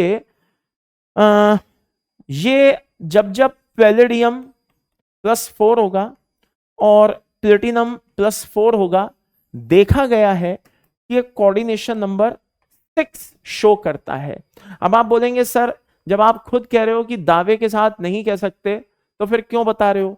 भाई देखो ऐसा है, 100 में से अगर 99 इस पैटर्न को फॉलो करते हो, तो मजबूरी में कुछ एक के बारे में बताना पड़ता है। मैंने आपको पहले ही बोला कि हर कोई तो इस पैटर्न को फॉलो नहीं करता, लेकिन कुछ एक है जो इस पैटर्न को फॉलो करते हैं, और ये भी हम बेमन से बताते हैं। ईमानदारी से बोलूं ना, कसम से, मेरे जैसा टीचर तो इसको बेमन से बताता है। क्यों? उसका रीजन है, एक कॉम्प्लेक्स आपको देता हूं XCPTF6, इसके पीछे एक कहानी भी है, अगर आपको याद हो तो। नील बार्थलेट, जब आप पी ब्लॉक पढ़ते हैं तो उस समय ये कहानी सुनाई जाती है कि नील बार्थलेट था, उसने कहा जब O2 से O2+ बन सकता है तो Xc से Xc+ क्यों नहीं बन सकता है। ये सारी कहानी उस समय पढ़ाई जाती है, आयनाइजेशन एनर्जी का खेल है। बात समझ में आ रही है? इसके लिए 117 किलो जूल पर मोल, इसके लिए 1175 किलो जूल पर मोल, इतनी इतनी आयनाइजेशन एनर्जी होती है जो ऑलमोस्ट सेम है। तो उसने कहा कि भाई जब O2 से O2+ बन सकता है तो जिनॉन से जिनॉन+ क्यों नहीं बन सकता, ब्ला ब्ला ब्ला। ऐसी बहुत सारी कहानियां उस बारे में सुनाई जाती हैं, ठीक है ना, पी ब्लॉक पढ़ाते समय, ठीक है। अच्छा, अब आप बोलेंगे वो तो सब सही है, इसका इससे क्या लेना देना। भाई मेरे अगर इसको ध्यान से देखो तो यहाँ पे जिनॉन क्या है, सब +1 है। इसका मतलब यहाँ पे ये कॉम्प्लेक्स पे चार्ज कितना हुआ, सब -1 हुआ। अब थोड़ा सा यहाँ कॉमन सेंस लगाओ, अंदर -6 होते हुए भी बाहर -1 है, अंदर -6 होते हुए भी बाहर -1 है, तो भाई यानी कि इसका मतलब ये +5 है। हाँ सर, ये कोऑर्डिनेशन, ये ऑक्सीडेशन स्टेट निकालने का तरीका है, वो भी बिना पेन चलाए। बच्चे बेचारे क्या करते हैं, XYZ लगा लगा करके थक जाते हैं, और तब भी कई बार जरा सी कैलकुलेशन मिस्टेक होती है और आंसर गलत। मैं कह रहा हूं सिंपल तरीका अडॉप्ट करो। अंदर -6 है, हाँ है। बाहर -1 है, हाँ है। अंदर -6 होते हुए भी बाहर -1 है, इसका मतलब प्लेटिनम पे +5 है। आप ऐसे किसी का भी देखो ना, ये देखो K4 FeCN6 है, हाँ है। भाई यहाँ पे K4 है ना, हाँ है, इसका मतलब यहाँ पे -4 है, हाँ है। अब जब यहाँ पे -4 है तो इसका मतलब ये हुआ मेरे भाई कि अंदर -6 होते हुए भी अगर -4 है, इसका मतलब ये +2 है। तो आपको पेन चलाने की जरूरत ही नहीं पड़ेगी। समझ में आ रहा है? आपका क्वेश्चन ऐसे ही सॉल्व हो जाएगा ऑक्सीडेशन स्टेट पे। खैर, अब मुद्दे की बात करते हैं। मुद्दे की बात यह है कि अभी तो मैं बता के चुका हूं, प्लेटिनम जब जब +4 होगा तब तब ये क्या होगा, कोऑर्डिनेशन नंबर 6 होगा। अब आप देखिए यहां कोऑर्डिनेशन नंबर 6 है, लेकिन प्लेटिनम +5 है। तो इसीलिए मैं आपसे कह रहा हूं कि कोऑर्डिनेशन नंबर का कोई फिक्स पैटर्न नहीं है। कोई भी CMA किसी भी ऑक्सीडेशन पे कितना भी कोऑर्डिनेशन नंबर शो कर सकता है। बहुत से ऐसे भी मेटल होते हैं +3 पे, +3 ऑक्सीडेशन पे कोऑर्डिनेशन नंबर 4 भी शो कर सकते हैं, कोऑर्डिनेशन नंबर 6 भी शो कर सकते हैं। तो भाई इनको रटने का कोई मतलब नहीं है। लोग बाग लिस्ट बनवा बनवा करके छोड़ देते हैं फालतू में अपनी कॉपी सजाने के लिए कि देखो हमने बच्चे को क्या नहीं बताया। ये सीधा सा है, और ऐसे आपसे वो पूछेगा भी नहीं, बताओ बच्चों Fe+2 कितना कोऑर्डिनेशन शो। उनसे पूछो जाके, ऐसे पूछेगा? कभी नहीं पूछेगा। तो भाई मेरे, हमेशा कोऑर्डिनेशन नंबर अगर कभी कोई आपसे पूछेगा तो कैसे पूछेगा, ये कॉम्प्लेक्स दिख रहा है, हाँ दिख रहा है, बताइए इसका कोऑर्डिनेशन नंबर क्या है, ऐसे पूछेगा। कोई भी कॉम्प्लेक्स आपको दे देगा, बोलेगा ये कॉम्प्लेक्स दिख रहा है, हाँ दिख रहा है, बोले इसमें कोऑर्डिनेशन नंबर बताओ कितना है। इस तरह के क्वेश्चन पूछे जाते हैं। ये बहुत ऑनेस्ट एडवाइस दे रहा हूं, क्योंकि बच्चों के सामने टशन मारने को लोग बाग अनटसंट तरीके से बताते हैं यार ये कोऑर्डिनेशन, ये ऑक्सीडेशन सब मोह माया है, ठीक है ना। चलिए, तो अब बात आती है कि कोऑर्डिनेशन नंबर इतना है तो ये है, इतना है तो ये है, ऐसा देखा जाता है। तो आइए, यहां पे प्लेटिनम कितना है, +2 है, हाँ है, तो इसको कॉम्प्लेक्स में बदल दो। तो कॉम्प्लेक्स में बदले देते हैं, ये प्लेटिनम है, हाँ है, अंदर 2 अमोनिया रखो क्योंकि अमोनिया H2O की तरह बाहर नहीं बैठ सकता। और कोऑर्डिनेशन नंबर 4 मुझे क्या करना है, बैलेंस करना है, फिक्स करना है। ये देखो भाई, कोऑर्डिनेशन नंबर 4 आ रहा है, क्या आ रहा है, कोऑर्डिनेशन नंबर 4 आ रहा है। अब आप देखिए ये MA2B2 है, I repeat MA2B2। Facial meridional किस में देखने को मिलता है आपने, कोऑर्डिनेशन नंबर 6 MA3B3 में, तो ये इसका आंसर नहीं होगा। अच्छा, यहां पे प्लेटिनम +4 है, तो इसका मतलब प्लेटिनम के साथ अंदर 6 लिगेंड होने चाहिए, तो 4 तो अमोनिया है, हाँ है, 2 Cl होने चाहिए अंदर, बाकी 2 Cl को क्या करो, बाहर बैठा दो। तो भाई ये MA4B2 है, ये भी फेशियल मेरिडियोनल नहीं है। ये प्लेटिनम कितना है बेटा, +2 है, तो +2 है तो कोऑर्डिनेशन नंबर 4 होना चाहिए, अंदर 4 अमोनिया रहेंगे, बाहर 2 क्लोरीन रहेंगे। तो भाई ये MA4 है, ये भी फेशियल मेरिडियोनल शो नहीं करता है।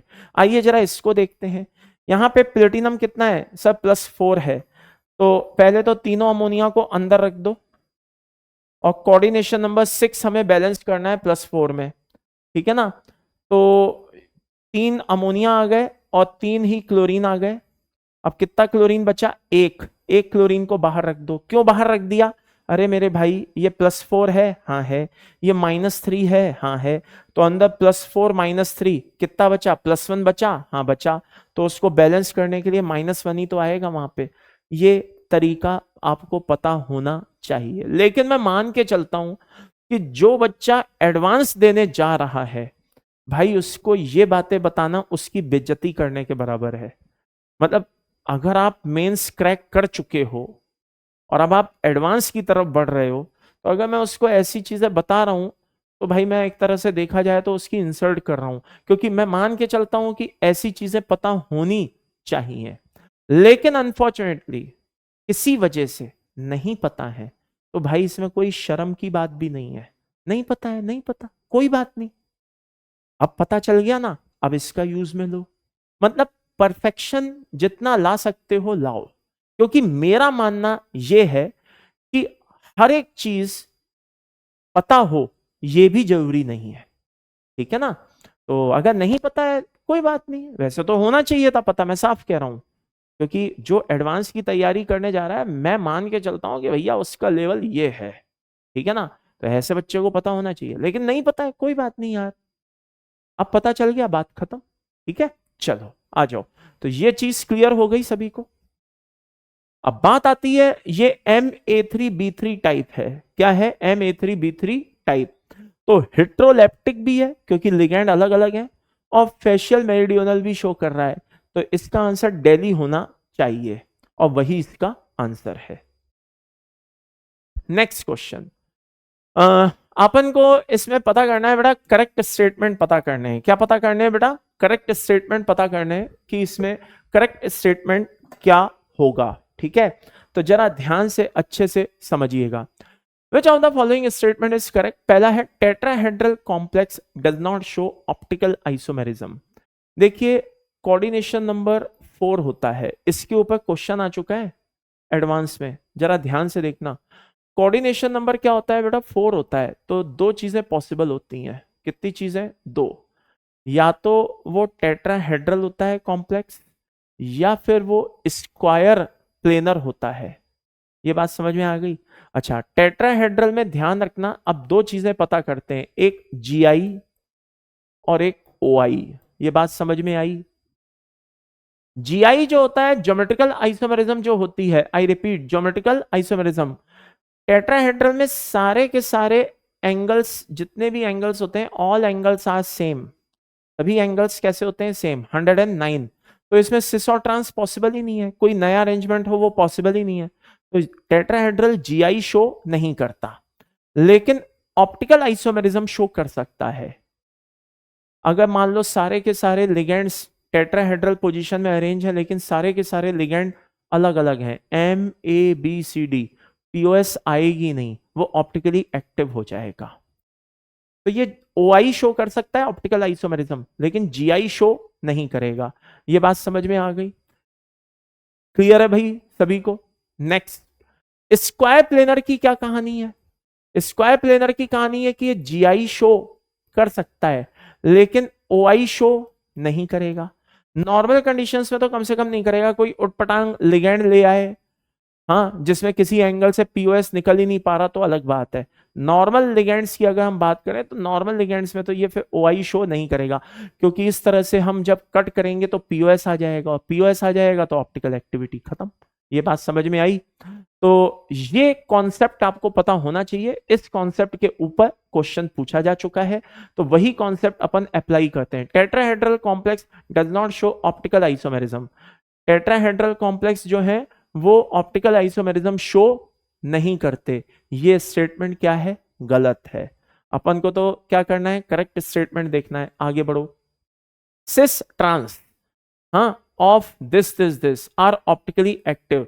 भाई इसमें सिस और ट्रांस होता ही नहीं है, ये तो MAA होल थ्राइस है, इसमें तो आप सिस और ट्रांस बना ही नहीं सकते। आगे बढ़ते हैं। MABCDEF है ना, हैज 15 ऑप्टिकली एक्टिव आइसोमर। अरे भाई ये स्टेटमेंट सही नहीं है। Reason, 15 optically active isomer, actual में इसके 15 GI होते हैं और सबके सब ऑप्टिकली एक्टिव होते हैं। अब जब सबके सब ऑप्टिकली एक्टिव होते हैं तो टोटल कितने ऑप्टिकली एक्टिव हो गए? 30 हो गए। बात समझ में आ रही है? इसके 15 GI और सबके सब ऑप्टिकली एक्टिव, तो टोटल कितने हो गए? 30। जबकि ये तो क्या कह रहा है कि 15 ऑप्टिकली एक्टिव होते हैं, तो ये स्टेटमेंट भी क्या हो गया? इनकरेक्ट हो गया। अच्छा, रही बात MA3B3 हैज 2 स्टीरियो आइसोमर, हाँ बात सही है भाई, वही फेशियल मेरिडियोनल है ना। तो कुल मिलाकर के इसका जो करेक्ट स्टेटमेंट है वो क्या हो गया बेटा? डी ऑप्शन करेक्ट है। बाकी तीनों ऑप्शन क्या आ रहे हैं? गलत आ रहे हैं। नेक्स्ट क्वेश्चन देखते हैं, आइए। नेक्स्ट क्या है? Select the correct statement about MA2BCDE। ठीक है ना, इसके बारे में देखते हैं। तो यार ऐसे कॉम्प्लेक्स जो होते हैं, ठीक है, इनकी आपको वैसे तो मैंने एक लिस्ट भी बनवाई हुई थी। ओके, तो इनकी लिस्ट भी बनवाई हुई थी, तो उसकी लिस्ट की हेल्प से मैंने एक ट्रिक बताई थी, अगर आपको याद हो। ठीक है, 0 0 2 क्यूब 3 4 5 6 9 15। इससे इससे क्या होगा लाला? इससे आप 11 के 11 फॉर्मेट का GI, उसके सिस, ट्रांस, OI सब निकाल सकते हैं। कैसे? आइए देखिए, टोटल 11 फॉर्मेट होते हैं मोनोडेंटेट लिगेंड के। कोऑर्डिनेशन नंबर 6, मोनोडेंटेट लिगेंड के कितने फॉर्मेट होते हैं? 11। कैसे? ये फिंगर है अपनी, हाँ, और इन पे 12 सेगमेंट होते हैं। आओ इन्हीं पे गिने लेते हैं। MA6, A5B, A4B2, A4BC, A3B3, A3B2C, A3BCD, A2B2C2, A2B2CD, A2BCDE। बात समझ में आई? यानी कि ये कौन से नंबर का हो गया बेटा? 10वें नंबर का हो गया, 10th नंबर का हो गया। अब 10th नंबर का अगर ये है, तो इसमें एक तो मुझे GI पता करना है, एक मुझे सिस पता करना है, एक मुझे ट्रांस पता करना है। ओके, एक मुझे EP पता करना है और एक मुझे टोटल SI पता करने हैं। ये सारी चीजें पता करनी है। Cis, trans, enantiomer pair, stereo isomer, GI, ये सब पता करना है। अब आप थोड़ा कॉमन सेंस लगाइए। थोड़ा सा मैं इसको साफ साफ इधर लिखे देता हूं ताकि आपको दिक्कत ना आए। ओके, जरा देखना ध्यान से। क्या क्या पता करना है? एक तो GI, एक सिस, एक क्या पता करना है? ट्रांस, एक EP, और एक क्या पता करना है? SI।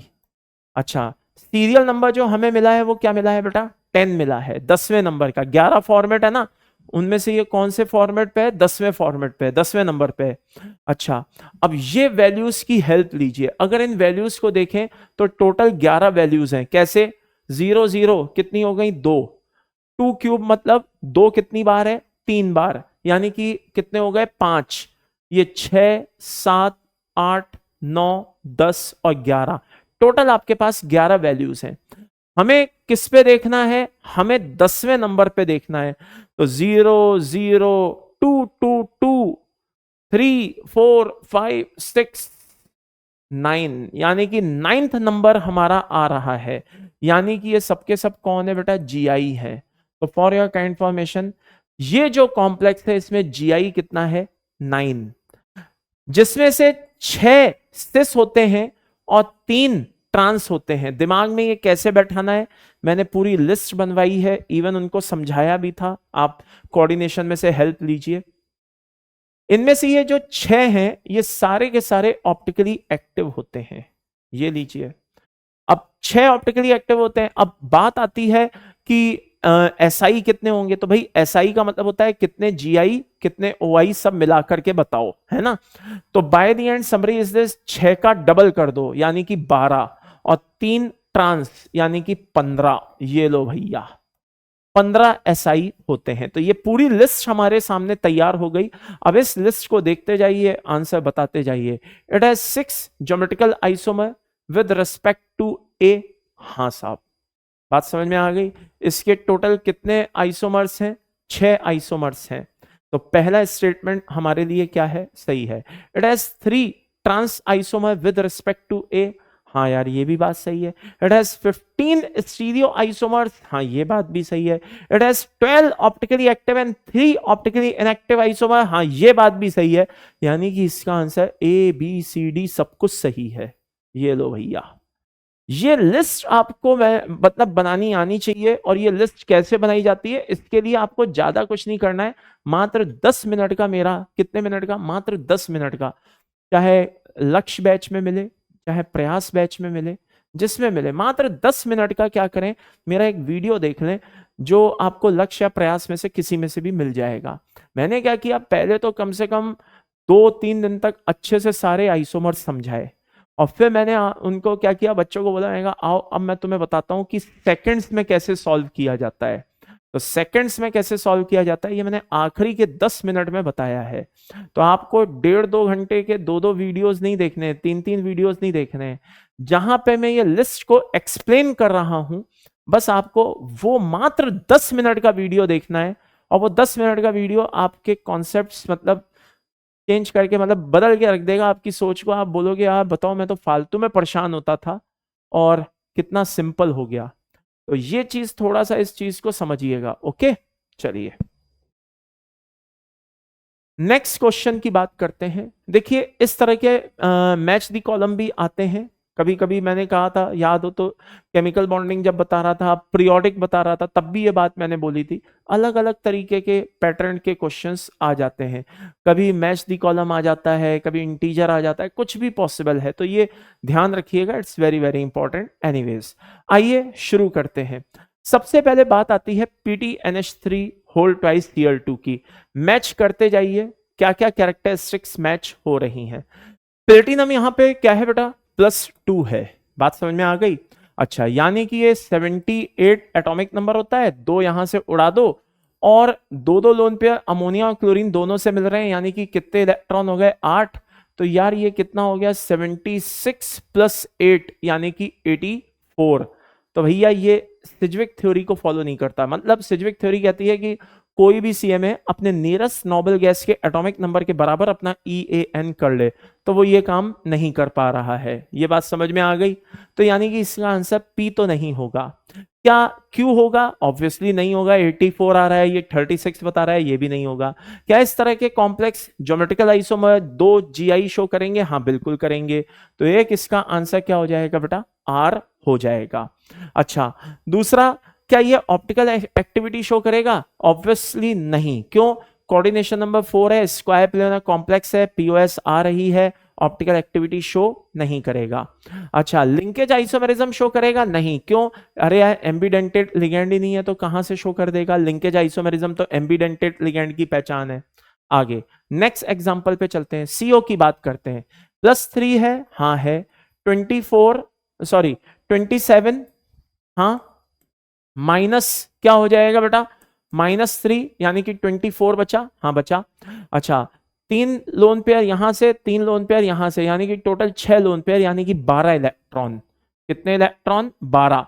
तो 27 माइनस 3 यानी कि 24 और प्लस 12 जोड़ दिए यानी कि 36।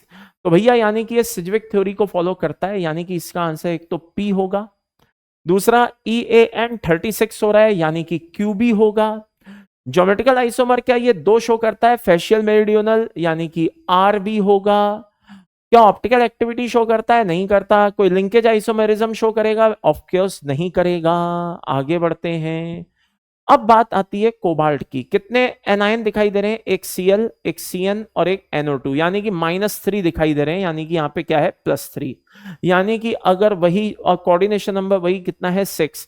यानी कि कहने का मतलब है एक बात तो है फिक्स कि जैसे बी ऑप्शन P और Q शो कर रहा है, उसी तरीके से अपना C ऑप्शन भी P और Q तो शो करेगा, यानी कि सिज्विक को भी फॉलो करेगा और 36 EAN भी शो करेगा। अब बात आती है क्या ये दो GI शो करेगा? नहीं। MA3B3 ये सॉरी MA3BCD टाइप का मॉलिक्यूल है। A6 A5B A4B2 A4BC A3B3 A3B2C A3BCD। ठीक है, आइए जरा चेक करते हैं। 7वां नंबर आ रहा है। कौन सा नंबर आ रहा है? 7वां। 0 0 2 2 2 3 4। ये तो 4 GI शो कर रहा है। कितने GI शो कर रहा है? 4। समझे? जबकि वो तो क्या कह रहा है कि 2 शो करेगा। तो भैया इसका आंसर अभी तक P और Q तो है। अच्छा, ये ऑप्टिकल एक्टिविटी शो करेगा? हाँ साहब, बिल्कुल शो करेगा। इसमें जो 7वें नंबर से ऑप्टिकल एक्टिविटी चालू हो जाती है MA3BCD से, MA3BCD से ऑप्टिकल एक्टिविटी शुरू हो जाती है। MA3BCD आप चेक कर लीजिए, उसमें आपको POS देखने को नहीं मिलेगा। कौन सी में? सिस फॉर्म में POS देखने को नहीं मिलेगा। तो इसका आंसर क्या हो गया? SB हो गया। क्या लिंकेज आइसोमेरिज्म शो करेगा? हाँ बिल्कुल शो करेगा। क्यों? अरे भैया NO2 जो है वो क्या कहते हैं, एम्बीडेंटेड लिगेंड है। वो चाहे तो अपना CMA से N से जुड़ जाए, चाहे तो वो O से जुड़ जाए। तो लिंकेज आइसोमेरिज्म, इसका आंसर क्या हो गया? PQST हो गया। अब बात आती है FeGly होल थ्राइस की। तो भैया यहां पे GLY पे क्या होता है? -1 चार्ज होता है, यानी कि 3 है, यानी कि अंदर -3 है। तो ये क्या हो गया? +3 हो गया। अच्छा, ये +3 हो गया, यानी कि आयरन कितना हो गया? 26 हो गया। 3 उड़ा दो, है ना। और GLY 2 लोन पेयर देता है, यानी कि 12 इलेक्ट्रॉन इनके भी जोड़ दो। तो 26 - 3 यानी कि 23 और 12 जोड़ दो। तो भैया इसका ना तो सिज्विक थ्योरी फॉलो हो रही है, ना EAN इसका 36 हो रहा है। रही बात, क्या ये ज्योमेट्रिकल आइसोमेरिज्म शो कर रहा है? GLY, आई रिपीट, हाँ ये आइसोमर्स शो कर सकता है, लेकिन ये कौन से टाइप का है? आई रिपीट, ये इस टाइप का है, MAB होल थ्राइस टाइप का। ठीक है ना। तो भाई मेरे ये 2 GI शो कर सकता है, क्योंकि MAB whole thrice 2 GI show करते हैं। तो इस हिसाब से इसका आंसर अभी तक जो आ रहा है वो क्या होना चाहिए? R होना चाहिए। नेक्स्ट पॉइंट पे चलते हैं। अच्छा, ऑप्टिकल आइसोमेरिज्म की बात करें, क्या ये ऑप्टिकल एक्टिविटी शो करता है? हाँ बिल्कुल शो करता है ये ऑप्टिकल एक्टिविटी। इसमें मजे की बात, इसका सिस और इसका ट्रांस दोनों ही ऑप्टिकली एक्टिव होते हैं। क्या कोई लिंकेज आइसोमेरिज्म शो करता है? Of course not. तो आइए जरा चेक कर लें आंसर क्या आ रहे हैं। तो आंसर आप देख लीजिए भाई, पहले का थोड़ा मिसप्रिंट हो गया है, दिल पे ना लें। पहले का आंसर R अपना फिक्स हो गया है। बी का आंसर देख लीजिए PQ आ रहा है, सी का आंसर PQST सारे आ रहे हैं, और डी का आंसर RS आ रहा है। तो अपने आंसर सही आ रहे हैं। तो मेरे हिसाब से इतना आपको अच्छे से क्लियर हो गया होगा। अब आइए आगे बढ़ते हैं। ये क्वेश्चन देखिए, ये भी क्वेश्चन बहुत अच्छा है। हाँ, if Delo is crystal field splitting energy, और P क्या है लाला? Pairing energy. ठीक है ना। तो पर पेयर, ओके। तो अब उसने पूछा है बताओ इसमें से क्या सही है क्या गलत है। तो जरा ध्यान से देखना, FeF6 4-, F कैसा लिगेंड है? सर WFL है। कोई एक्सेप्शन नहीं, कोई एक्सेप्शन यहां पर अभी नहीं है। ठीक है ना। आगे यहां पे Fe कितना है बेटा? ऑक्सीडेशन साफ पता चल रही है, +2 है। इसका मतलब DN सिस्टम कितना होगा? DN सिस्टम होगा D6 होगा। 4s से 2 इलेक्ट्रॉन निकल गए, 6 इलेक्ट्रॉन D में बचे। अब आइए, ऑक्टाहेड्रल है, Eg ऊपर T2G नीचे, करेक्ट, ओके। अच्छा, WFL है, ऑक्टाहेड्रल है, तो डेल ओ और पी में रिलेशन ये होगा, तो 6 इलेक्ट्रॉन में कैसे भरूंगा, 1 2 3 4 5 और ये 6। ओके, अच्छा सबको पता है CFT जब अपन पढ़ते हैं सबको पता है कि ऊपर वालों को अपन 0.6 से और नीचे वालों को अपन -0.4 से नंबर ऑफ इलेक्ट्रॉन जो भी हैं उनको मल्टीप्लाई कर देते हैं। तो भाई ये 0.6 से 2 इलेक्ट्रॉन मल्टीप्लाई हो रहे हैं, कितना आ रहा है 1.2, और 0.4 से 4 इलेक्ट्रॉन मल्टीप्लाई हो रहे हैं, कितना आ रहा है -1.6, यानी कि कितना बचा अपना -0.4। ओके, तो फाइनल आंसर अपना क्या आ गया बेटा, डी ऑप्शन आ गया। आइए जरा चेक कर ले, तो फाइनल आंसर अपना क्या आ रहा है बेटा, डी आ रहा है। अच्छा, WFL में यूजुअली हम पेयरिंग एनर्जी को कंसीडर नहीं करते हैं, ऑप्शन में दिया हुआ है इसलिए मैंने इसको मान लिया, अदरवाइज पेयरिंग एनर्जी को यूजुअली हम SFL में कंसीडर करते हैं। लेकिन ठीक है, यहाँ पे ऑप्शन में दिया है तो गलत नहीं है, इसको ले भी सकते हैं नहीं भी ले सकते हैं, तो ऑप्शन के अकॉर्डिंग बेस्ट ऑप्शन इसका जो है वो डी है। नेक्स्ट, कॉम्प्लेक्स है भाई, ठीक है ना, और इसमें मैग्नेटिक मोमेंट पूछा है 4.9, अच्छा दिया हुआ है। Okay, what will be the oxidation state of Mn and value of excess. देखो यार सीधी सी बात है, मैग्नीज कि हमें वो ऑक्सीडेशन स्टेट फाइंड आउट करनी है जब उसके पास 4 अनपेयर्ड इलेक्ट्रॉन बचे हों। कैसे पता मुझे, क्योंकि यहाँ पे 4.9 बोर मैग्नेटॉन दिया हुआ है, क्या कहते हैं इसका, मैग्नेटिक मोमेंट, तो ये तभी पॉसिबल है जब उसके पास 4 अनपेयर्ड हों।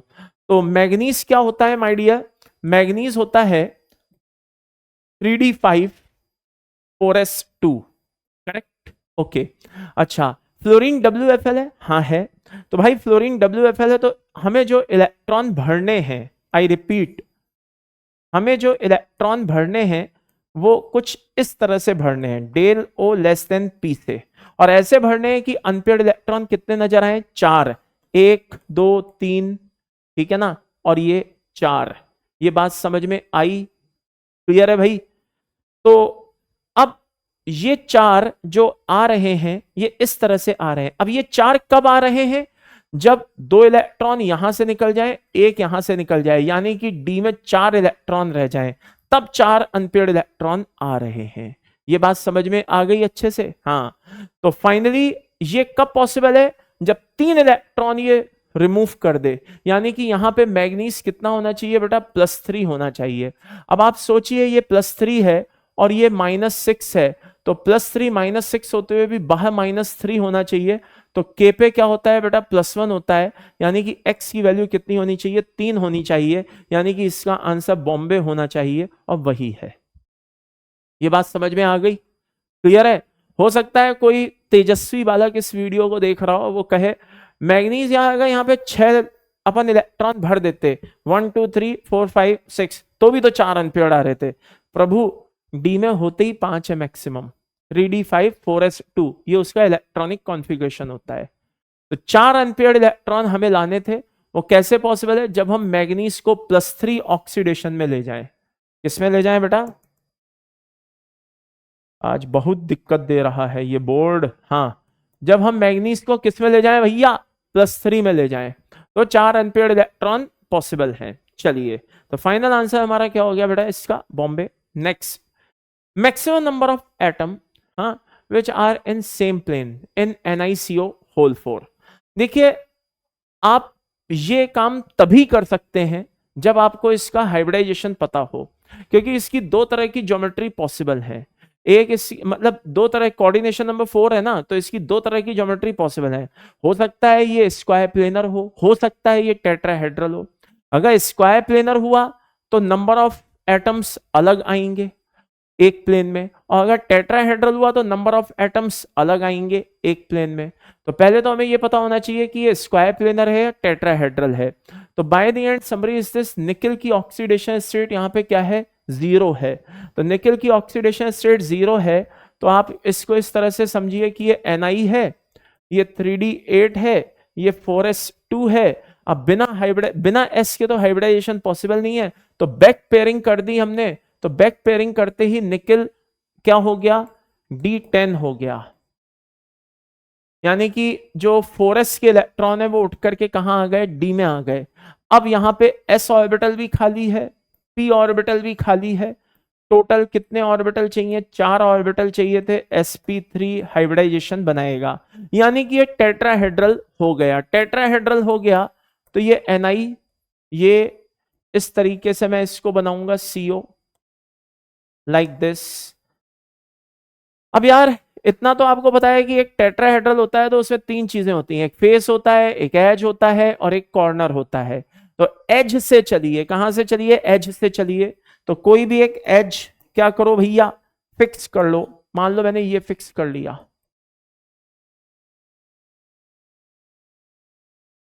तो मैं इस तरीके से चल रहा हूं, तो ये दोनों एक प्लेन में आएंगे, निकल एक प्लेन में आएगा, और ये दोनों प्लेन के एक उस तरफ और एक इस तरफ आएंगे। तो कितने एटम एक प्लेन में आ रहे हैं, 2 2 4 और एक 5, यानी कि 5 एटम एक प्लेन में आ रहे हैं। इसका आंसर दिल्ली हो गया। Next question, which of the following species is ओब्लिगा कलर्ड। भाई कलर्ड इसमें पूछा है कि कौन है, ठीक है ना। तो कलर्ड देखने का एक तरीका होता है कि किसमें क्या कहते हैं, अनपेयर्ड है नहीं है, इस तरह से भी देख सकते हैं। एक कलर देखने का तरीका होता है चार्ज ट्रांसफर, एक कलर देखने का तरीका होता है होमोल्यूमो। तो आइए शुरू करते हैं। K2Cr2O7 है, कलर्ड स्पीशीज होता है ड्यू टू चार्ज ट्रांसफर।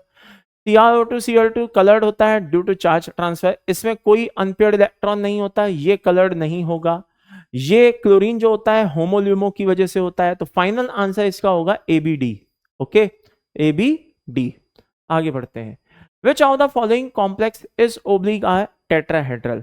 देखिए कोऑर्डिनेशन नंबर क्या कहते हैं, सेंट्रल मेटल एटम सेकंड या थर्ड ट्रांजिशन सीरीज से हो तो जनरली इनर ऑर्बिटल कॉम्प्लेक्स बनते हैं, अगर अंदर d ऑर्बिटल अवेलेबल है तो। अब आप कल को मुझसे कहो कैडमियम से IOC बना दो, Hg से IOC बना दो, कहां से बना दूंगा, जब अंदर d ऑर्बिटल खाली नहीं है। लेकिन अगर अंदर d ऑर्बिटल खाली है तो d ब्लॉक के सेकंड और थर्ड ट्रांजिशन सीरीज वाले जो होते हैं वो क्या करते हैं बेटा, इनर ऑर्बिटल कॉम्प्लेक्स बनाते ही बनाते हैं, चाहे उनके सामने WFL आ जाए चाहे SFL। तो इस हिसाब से ये दोनों तो इसका आंसर नहीं होंगे। NiCO4 अभी बता ही चुका हूं, ये होगा, और ये भी टेट्राहेड्रल होगा, ठीक है ना।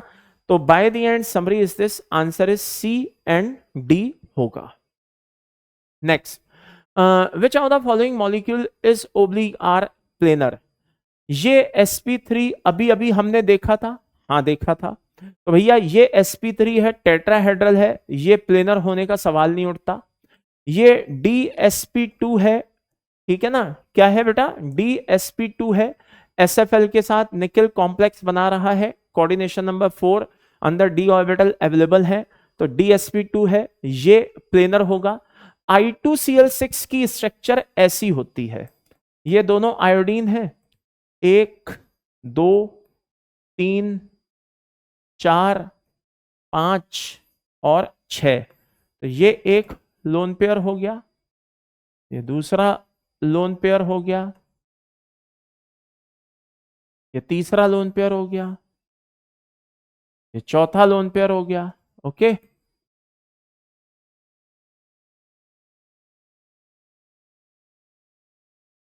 तो भाई ये sp3d2 है, तो ये भी कैसा होगा बेटा, प्लेनर होगा। और PtCl4 अभी अभी बता दिया स्क्वायर प्लेनर होंगे, यानी कि dsp2।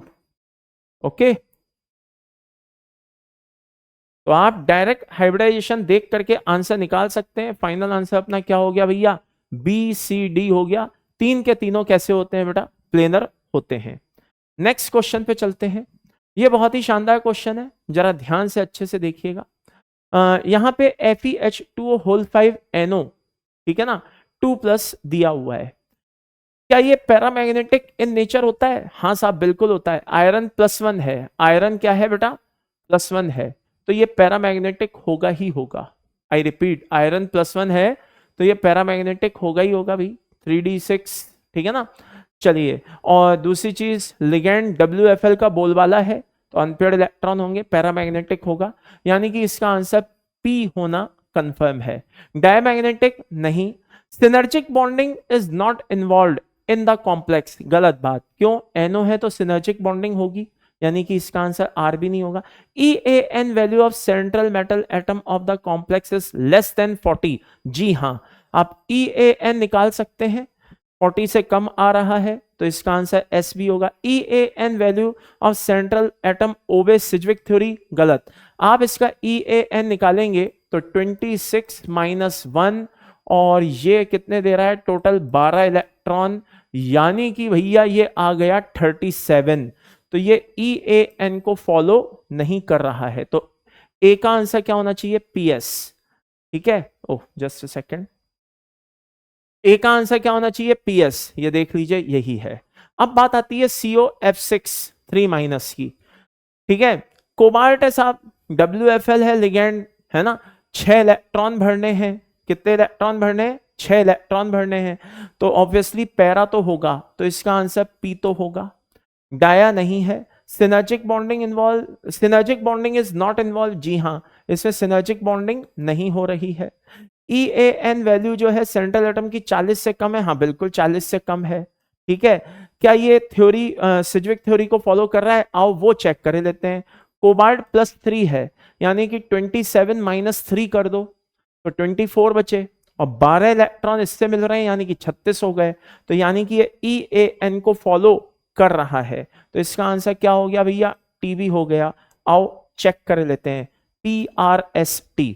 Okay, AgCN whole twice की बात करें, माइनस की, ठीक है, पैरामैग्नेटिक होगा? नहीं होगा, Ag+1 है। आई रिपीट, Ag+1 है, पैरामैग्नेटिक हो ही नहीं सकता, डायमैग्नेटिक होगा। तो डायमैग्नेटिक होगा, यानी कि इसका आंसर Q होगा। अच्छा, सिनर्जिक बॉन्डिंग इन्वॉल्व है? हाँ साहब, साइनाइड है तो सिनर्जिक बॉन्डिंग होना बनता है। क्या ये EAN इसका 40 से कम है? नहीं। क्यों? सिल्वर खुद ही 47 है, और 4 इलेक्ट्रॉन और आ गए तो 51 हो गया। अच्छा, एक इलेक्ट्रॉन चला गया तो 50 हो गया, तो भैया वो 40 से कम हो ही नहीं सकता, और सिज्विक थ्योरी को भी फॉलो नहीं कर रहा। अगर सिज्विक थ्योरी को फॉलो कर रहा होता, EAN को ओबे कर रहा होता, तो इसको 54 होना बनता था, लेकिन ये 50 ही रह गया। तो 50 ही रह गया, तो यानी कि ये सिज्विक थ्योरी को भी फॉलो नहीं कर रहा है। तो by the end summary is this, इसका आंसर क्या हो गया भैया? इसका आंसर हो गया। अच्छा, लेस देन, ओके, आर भी नहीं होगा ना, एक second, EAN value of central atom of the complex less than, sorry, तो आर भी नहीं होगा, सिर्फ इसका आंसर क्या होगा? Q होगा। Answer is Q। चलिए, AgF4-, यानी कि सिल्वर कितना है भाई मेरे? +3 है। अब सिल्वर +3 है, तो भाई सिल्वर +3 है, तो भैया यहां पे पैरा तो होगा। क्या होगा? पैरा तो होगा, यानी कि इसका आंसर अच्छा, लेकिन एक मिनट, सिल्वर कितना है? +3 है, कोऑर्डिनेशन नंबर सॉरी 4 है, तो सिल्वर +3 है, तो इसका मतलब ये हो गया, इसका मतलब ये हो गया कि ये 47 वाला कॉन्फ़िगरेशन आता है ना, 4D10 और 5S1, तो एक यहां से निकाल दो और 2 यहां से निकाल दो, यानी कि ये क्या रह गया? 4D8 रह गया। अब 4D8 रह गया, तो अब आप ऐसे समझो कि 8 इलेक्ट्रॉन मुझे भरने हैं, कोऑर्डिनेशन नंबर 4 है, CMA क्या कहते हैं, सेकंड ट्रांजिशन सीरीज से है, तो ये स्क्वायर प्लेनर कॉम्प्लेक्स बनाएगा, तो 8 इलेक्ट्रॉन भरूंगा तो इसे एक भी अनपेयर्ड नजर नहीं आएगा। ये बात समझ में आई? तो एक तो इसका आंसर क्या हो गया मेरे भाई? Q हो गया, सॉरी P नहीं, Q हो गया। सिनर्जिक बॉन्डिंग इन्वॉल्व है? नहीं इन्वॉल्व है। क्या इसका EN 40 से कम है? नहीं है, ज्यादा है। और EN क्या कहते हैं, ये फॉलो कर रहा है? आओ चेक कर लेते हैं। सिल्वर जो होता है वो 47 होता है, हाँ होता है। 3 उड़ा दिए, हाँ उड़ा दिए। कितना रह गया? 45 रह गया, 44 रह गया, हाँ रह गया। अच्छा, यहां से 8 इलेक्ट्रॉन मिल रहे हैं, तो ये कितना हो गया भैया? 8 मिलने के बाद 52, यानी कि ये EAN को भी फॉलो नहीं कर रहा है। ये बात समझ में आ रही है? और सिनर्जिक बॉन्डिंग इसमें इन्वॉल्व नहीं है, तो इसका आंसर क्या हो गया? QR हो गया। आइए चेक कर लेते हैं, तो QR हो गया भैया इसका आंसर। तो मेरे हिसाब से ये चीज आपको अच्छे से समझ में आ गई होगी, जरा ध्यान से देख लीजिएगा। पहले का आंसर PS आ रहा है, PRSTQ मैच कर रहा है। चलो आगे बढ़ते हैं। ये क्वेश्चन देखिए, बहुत ही इंपॉर्टेंट है, इस तरह के क्वेश्चंस पूछे जा सकते हैं। इनमें हमें कुछ प्रॉपर्टीज दी हुई हैं बेटा, और यहाँ पे सामने कॉम्प्लेक्स दिए हुए हैं। अब मैंने आपको कम से कम नहीं तो एक दो नहीं 16 कॉम्प्लेक्स लिखवाए थे, और मैंने कहा था इनके कॉमन नेम याद रखना, कॉमन नेम देख करके कॉम्प्लेक्स की प्रॉपर्टीज पूछी जा सकती हैं। अब जैसे उनमें से एक स्विट्जर है, मैंने बहुत सारे लिखवाए थे, स्विट्जर, नेस्लर, कॉलमेंस, हाँ, परसुएट ऑफ पोटाश, विल्किंसन, ठीक है ना, और बहुत सारे इस तरह के मैंने लिखवाए थे। ठीक है, टोटल कितने लिखवाए थे भाई? 16 लिखवाए थे। अब उनमें से एक स्विट्जर कॉम्प्लेक्स आ गया मान लो। अब पहले तो हमें यह पता होना चाहिए कि कॉम्प्लेक्स होता क्या है। तो CuNH3 होल 4 SO4 ये होता है। ये बात समझ में आ गई? अब जब ये कॉम्प्लेक्स आपको पता होगा तब जाकर के आप इसकी प्रॉपर्टीज के बारे में कुछ बता पाओगे कि भैया इसकी प्रॉपर्टीज क्या होती हैं। बात समझ में आ रही है? ये चीज आपको क्लियर होनी चाहिए। जैसे पोटेशियम फेरोसाइनाइड, अब फेरो वर्ड आ रहा है यानी कि K4FeCN होल 6 के बारे में बात कर रहा है, यानी कि +2 के बारे में। फेरी वर्ड आ रहा है, इसका मतलब ये K3FeCN होल 6 के बारे में बात कर रहा है। इसी तरह से ब्राउन रिंग कॉम्प्लेक्स है भाई, तो ये किसके बारे में बात कर रहा है? FeH2O होल 5NO, ओके, और SO4। इसी तरह से ये सोडियम नाइट्रोक्साइड की बात कर रहा है, यानी कि Na2FeCN होल 5NO। तो अब जब पहले आपको कॉम्प्लेक्स पता होंगे तभी तो आप उनकी प्रॉपर्टीज बता पाओगे ना बेटा। चलिए, तो सबसे पहले बात करते हैं म्यू इक्वल टू 15। अब बोर मैग्नेटॉन का आपको एक फॉर्मूला याद होना चाहिए, म्यू बराबर √n इंटू n+2 होता है। ये क्या कहते हैं, मैग्नेटिक मोमेंट निकालने का अपना फॉर्मूला है। तो अब यहाँ पे कितने अनपेयर्ड इलेक्ट्रॉन हो कि 15 वैल्यू आ जाए? ऑब्वियसली 3 अनपेयर्ड इलेक्ट्रॉन होंगे तभी 15 वैल्यू आ सकती है। तो ये 15 वैल्यू यानी कि 3 अनपेयर्ड किस में हो सकते हैं? कॉपर +2 है, यहाँ पे कॉपर कितना है? +2। 3 अनपेयर्ड इसमें तो नहीं होंगे, तो ए का आंसर P नहीं होगा। ठीक है, पोटेशियम फेरोसाइनाइड में 3 अनपेयर्ड होंगे? नहीं होंगे। फेरी साइनाइड में 3 अनपेयर्ड होंगे? नहीं होंगे। ठीक है ना, +3 है भाई, तो +3 का मतलब D5, तो D5 को ऐसे ही तो पढ़ोगे ना, 1 2 3 4 5 साइनाइड SFL है, एक अनपेयर्ड बचेगा, नहीं होंगे। ब्राउन रिंग कॉम्प्लेक्स में 3 अनपेयर्ड होते हैं। I repeat, brown ring complex में क्या होते हैं बेटा? 3 अनपेयर्ड इलेक्ट्रॉन्स होते हैं। ये बात समझ में आई? और सोडियम नाइट्रोक्साइड में नहीं होते, तो इसका आंसर ए, क्या कहते हैं, ए का क्या होना चाहिए? S होना चाहिए। ये लो भाई, ए का क्या है? S है, सामने दिखाई दे रहा है। आइए अब बी को चेक करते हैं। इसमें क्या हो रहा है बेटा? +2 दिया हुआ है ऑक्सीडेशन नंबर। देखिए किस किस में +2 है। क्या पहले वाले में है? हाँ है, एक तो P हो जाएगा। क्या Q में है? हाँ है, Q भी हो जाएगा। क्या R में है? नहीं है। ब्राउन रिंग कॉम्प्लेक्स में नहीं है। सोडियम नाइट्रोक्साइड में है? हाँ है। तो इसका आंसर PQT हो जाना चाहिए, अब वही होता है। नेक्स्ट एग्जांपल देखते हैं। ऑक्टाहेड्रल कॉम्प्लेक्स, क्या पहला वाला ऑक्टाहेड्रल है? नहीं है। Q है? हाँ है। R है? हाँ है। S है? हाँ है। T है? हाँ है। तो QRST हो जाना चाहिए। D2sp3 हाइब्रिडाइजेशन किस किस में है? क्या पहले वाले में है? नहीं है। Q में है? हाँ है। R में है? हाँ है। अच्छा, S में है?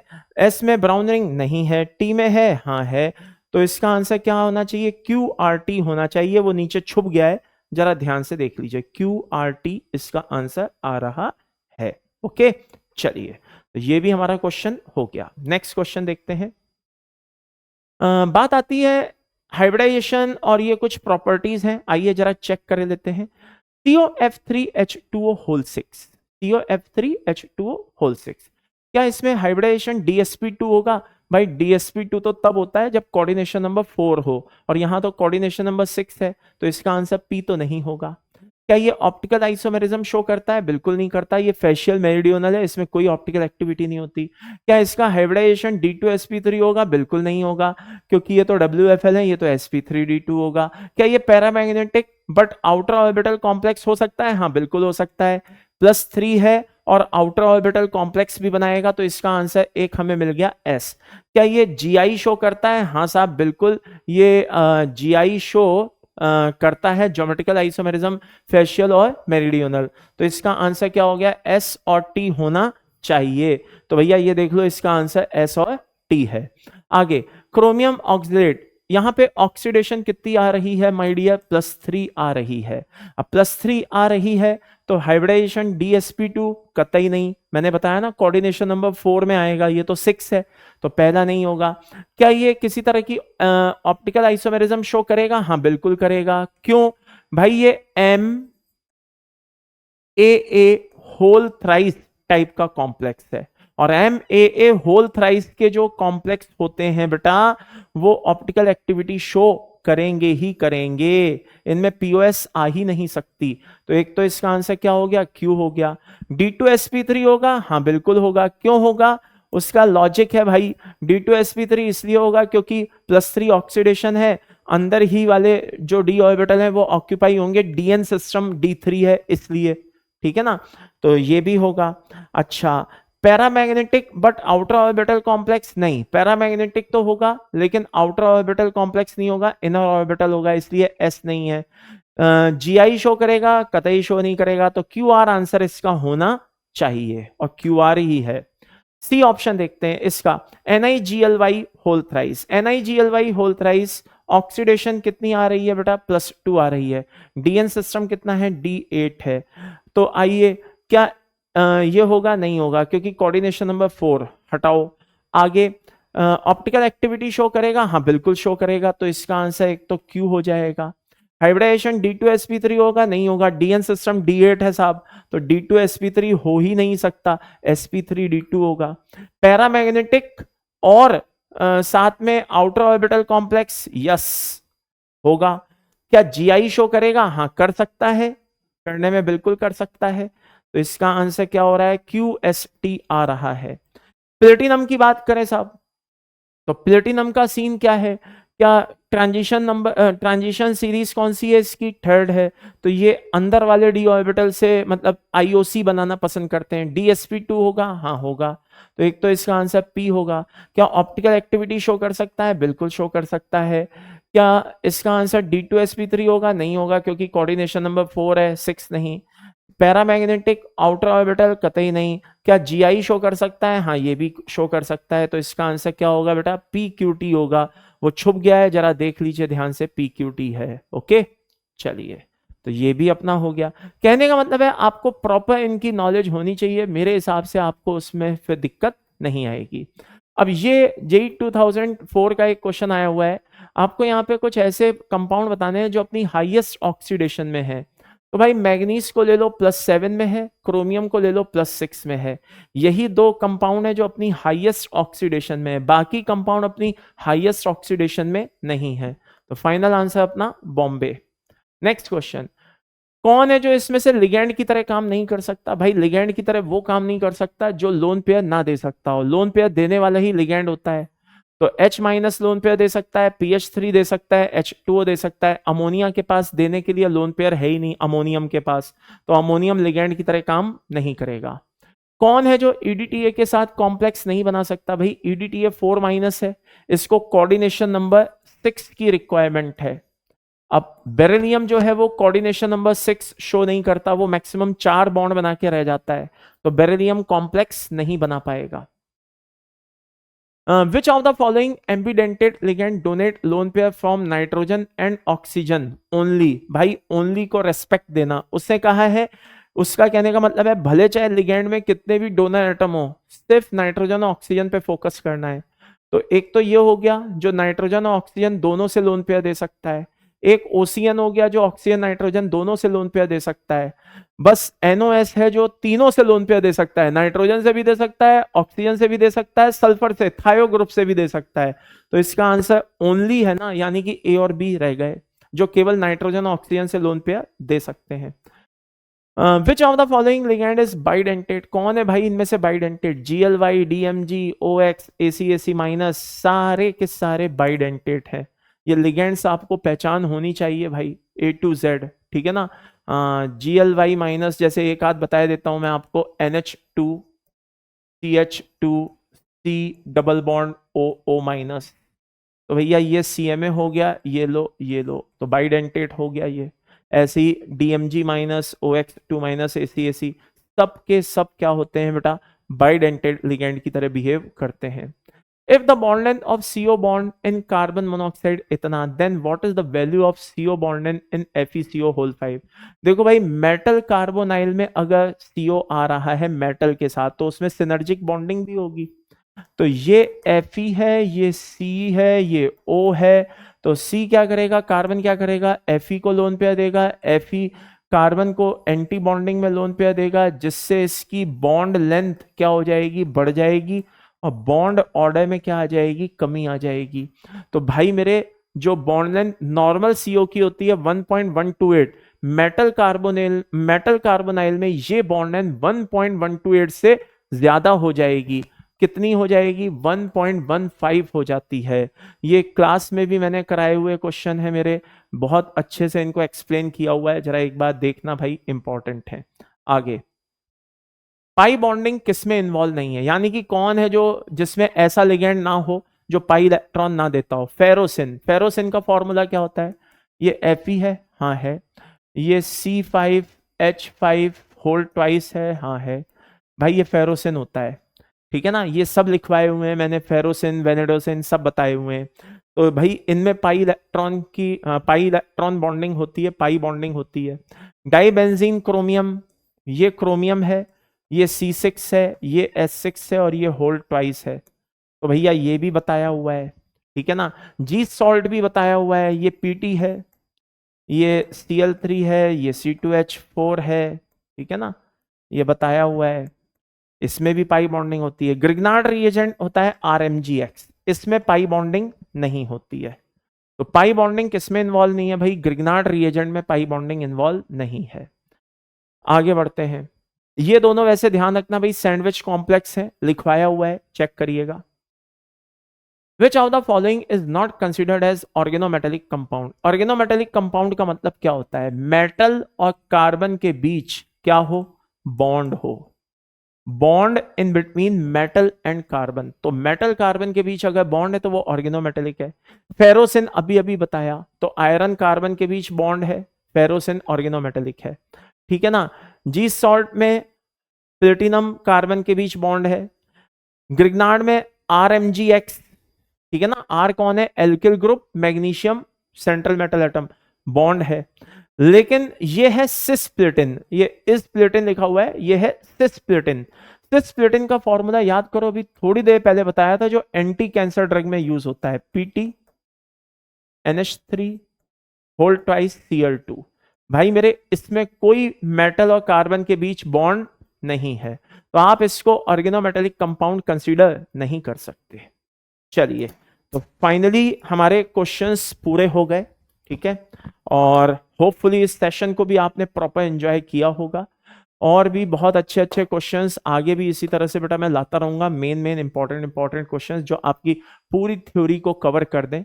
तो इन क्वेश्चंस को अच्छे से देख करके जाइएगा, अगले टर्न पे नए चैप्टर के साथ हमारी आपकी मुलाकात होगी। Take care, bye bye.